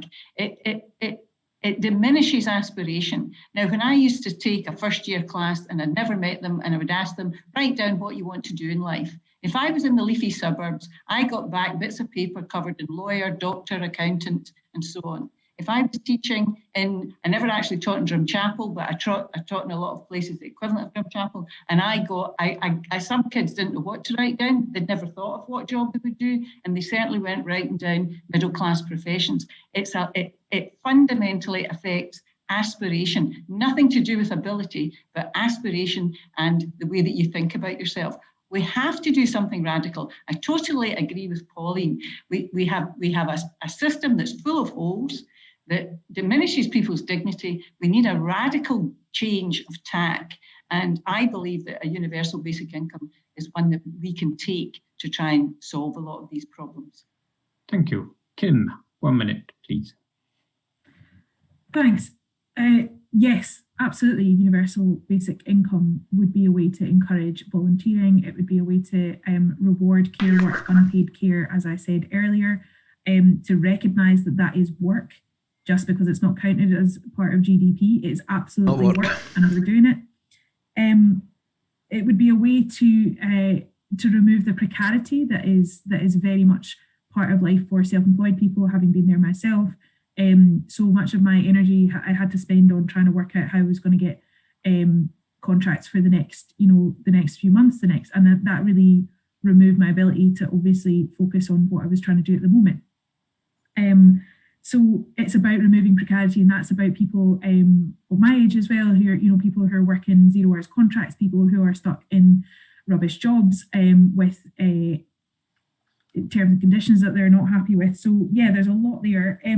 But also I think this is about removing barriers for people. Like at the moment, we have this idea that the people who achieve the most in the UK are from a very, very small demographic group. And do we really think that they're the most talented group of people? No, of course not. But they've just got the fewest barriers. So universal basic income has a policy of universalism, and that is how we encourage everybody to be able to flourish and to be able to develop their creativity, their talents, go back to studying or try something new, take risks. That's how we do it.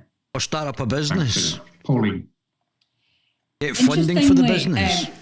A lot of people supported the Irish model, which was give everyone £2,500 during the pandemic as opposed to the furloughs. I thought it was interesting that a lot of people supported that idea. I agree with Andy. I think that the UK government did the right thing on furlough. But I want to make one important point. Germany and France did it, but when they first did it, they did it much longer term.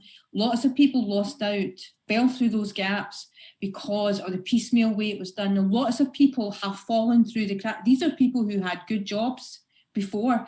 So when we talk about what we're going to do about poverty, I think it's important to remember lots of people will find themselves in a hardship position because of the pandemic. Because you've locked everybody down, because you, the Conservatives and the Labour Party have locked everybody, and the SNP have locked everybody down. It's actually causing poverty itself because of the way in which it's structured, the 4-week wait, and the fact that it doesn't match your pay. If you finish one job and you get your holiday pay, you get nothing for 6 weeks. The system itself, as it is designed, and you could make changes, is causing quite serious poverty.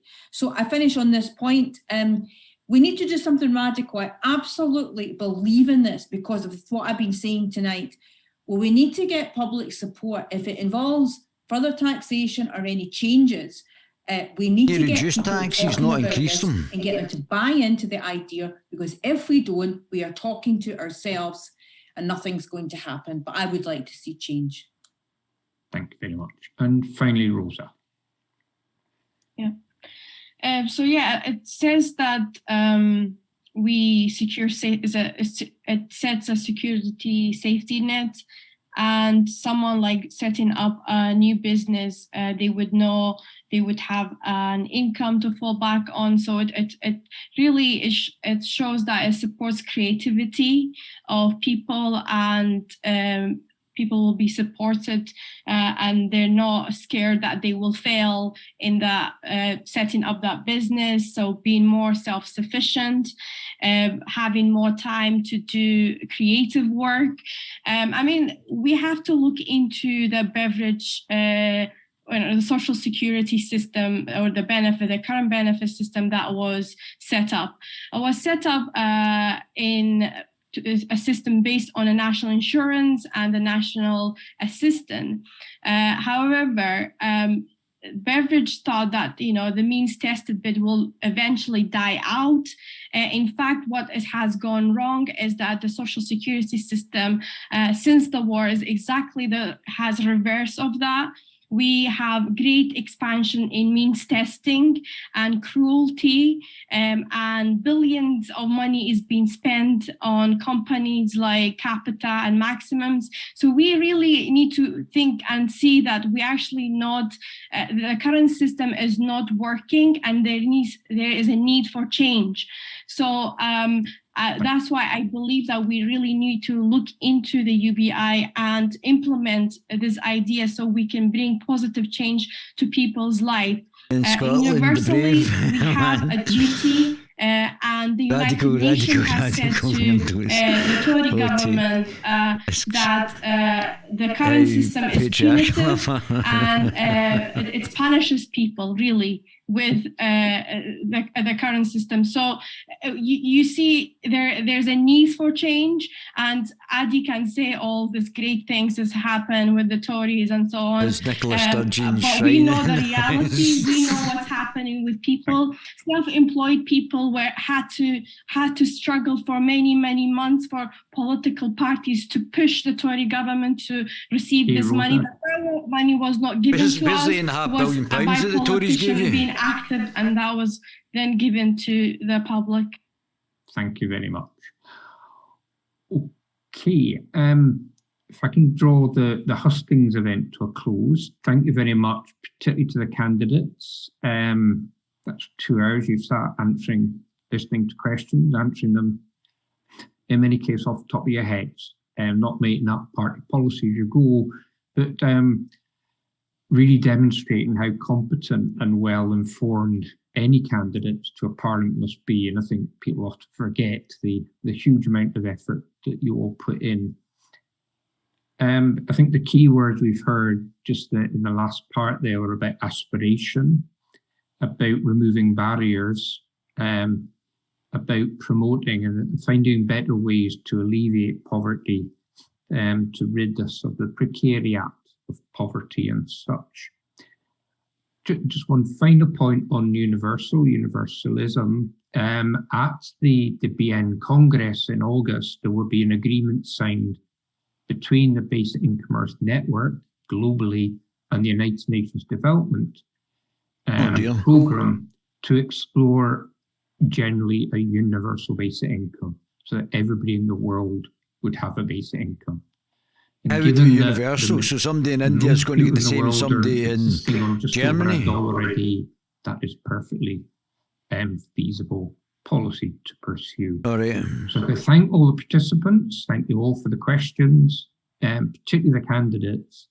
And I'll now hand back to Susa, who will finish the whole event for us. Thank you very much.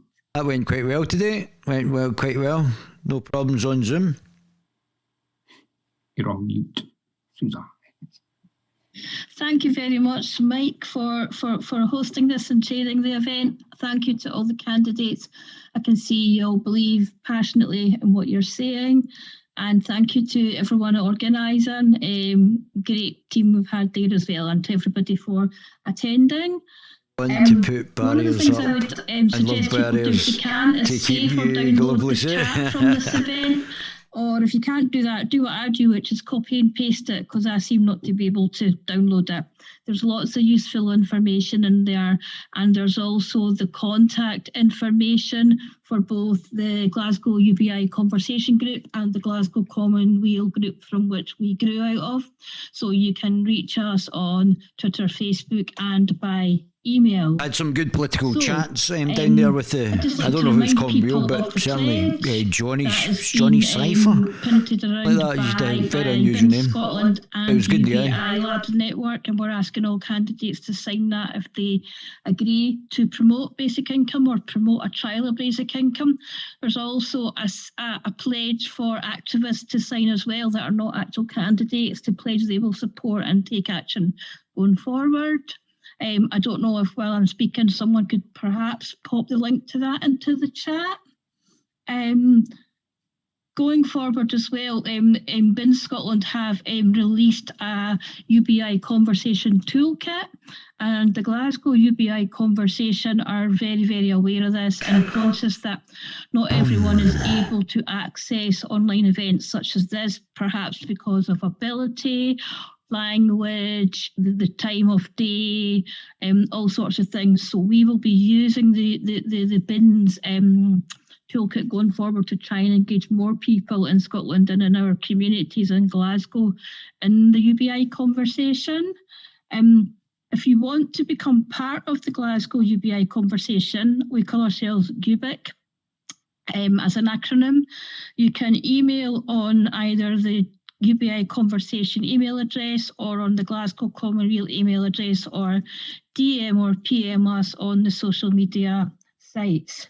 I just want to remind you that we are a discussion group, so that means that we're open to all people's, beliefs and all people's points of view on this. We have been messaged directly during setting this group up and setting up this event from people who have contrary opinions on how we go about making things better. So people who have MMT, modern monetary theory, offering to give us kind of their take on things. So going forward, the group will meet regularly, ostensibly to promote UBI, but also to, invite these people to come along and tell us their take on it. And so we can all become more informed about that. And also there's a couple of political parties, smaller parties or newly formed people who didn't make it onto the panel because the party was either formed too late or one of the parties didn't respond to our email, but I think there's a representative in the audience tonight. So that's two parties that can get in touch with us if they wish to. I think that's about it, really. Thanks very much. And let's keep the conversation going. It's a great thing that we've got the Congress coming up this summer in Glasgow, and we'd love to do some. I'm there. These are kind of, place in social media and get Glasgow talking about this. So thank you all very much. I will send a follow-up email. I think the actual coronavirus has been a cover for doing this rubbish. And good luck in the elections, everyone. Thanks. Yeah. Thank you all very much. Thank you all. Thanks. Good night. Good night.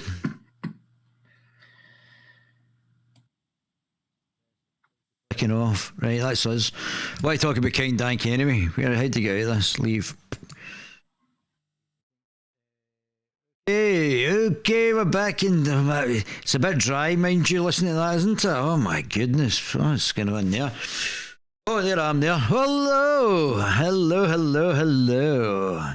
There we go, right. So, what else have we got? Let's see, I'm not good to you giving this bumper. Right? So, here we go. Kind Danky. Kind Danky, and he's a nice guy, Dave. His name's Dave as well. Dave is Viva Fry. Found out last night.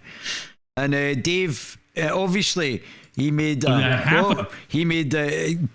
Dankula made the Nazi pug dog thing with Heil Hitler and whoever, and Zeke Heil, and obviously a joke. But Dave seems to quite like Kind Dankula and has appreciated it was a joke. And Dave's Jewish as well. So a great channel as well, really brilliant channel. So Dave has invited on Dank, and I don't Mr. Barnes. This is the first time I've seen Mr. Barnes, but they're about to talk about something relatively interesting, because obviously Mr. Dankula, the Count, is going to stand for the Scottish Libertarian Party. Of it would be offensive humor at some level. I mean, the whole thing was making fun of Christianity as an example. I mean, the search for the Holy Grail, all the rest of it. How much has it influenced ordinary everyday culture of the people you know in Scotland? Like, how much of this is, BBC doing what they're doing, the institutional people doing what they're doing, the Twitter folks doing what they're doing, but how much trying to influence culture, but how much are they actually winning approval, and beliefs amongst the broader, more working middle-class cultures of, say, Scotland? The one thing that I have noticed an awful lot is no matter who you ask, be it left or right, they will both tell you the BBC is biased. And it's like, well, someone's not telling the truth here. And that's the one thing I've noticed is a lot of people don't like the BBC. And if you look at old media, like their numbers and their statistics, they're dropping. They're dropping because the overwhelming majority of people are on YouTube. Like my Guerilla TV channel. My YouTube channel gets more hits than Scotland's biggest newspapers. And that's because that's where a lot of young people are migrating now. Like the future is going to be the internet. Like everyone's going to be... Future's Guerilla. Looking at stuff on their phones. Nobody, like, who even buys a physical newspaper nowadays? Like, bird owners. Right, those are the people that buy newspapers. Nobody does that now, but like and I'm noticing that there'll be younger people, they are you're getting some that go to university and get their head filled up with all this, I'm a pansexual demigod or whatever. I knew he was a pansexual demigod. I knew that.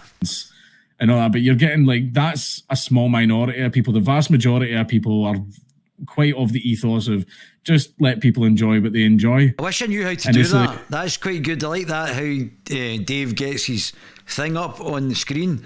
Once YouTube monetize me, you better get your finger at YouTube, or I'm going elsewhere. I'll be able to get super chats up, just like Dave does. I wish Dave would tell us how you get your super chats up, buddy. Like, but the arguments that they're presenting now is one of the ones that I absolutely hate is offensive comedy and memes and stuff can inspire hate and cause you to go out and attack people. And that is the exact same arguments that were presented back in the 90s about rap music and video games. It's the exact same arguments applied to some of this. This could inspire violence. This could inspire this. This could inspire that. Except instead of some... it's totally counterproductive.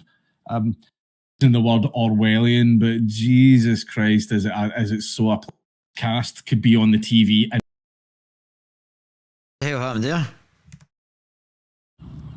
Hey, Chandler Volt here. Now, have you ever thought about writing a book? Or maybe you've had someone tell you. Well, it's like, I don't care. It's being rammed down your throat. It's like the fact is, see when race was just an afterthought that no one cared about, like that was the way it was through the 90s and 2000s. Things were going well. Things were like, that was the normal path of things and everybody was enjoying it. Everything was fine. Race was an afterthought. But now you can't talk about anything without people inserting race into the equation. I know that is when people are so conscious of race all the time, then that's all the conversation comes to be about. And having like articles like how mathematics is actually white supremacy, like dumb stuff like that. There's absolute nonsense like that. People are just mathematics is white supremacy. Constantly always going to be thinking about race when I don't think we should. Again, try to insinuate that black people can't do maths, I think. Just like can't get an ID for Georgian elections. That is racist. Don't care. I honestly, truly do not care. This man's black, this man's white. I don't care. Shut up. Shut up about race. This is the catch-22. Care about race, you're racist. Don't care about race, you're racist. Just don't believe in race, you're not racist because you don't believe that other people are a different race. And it's not just that it ruins conversation. It makes everyone walk on eggshells, and it makes not me.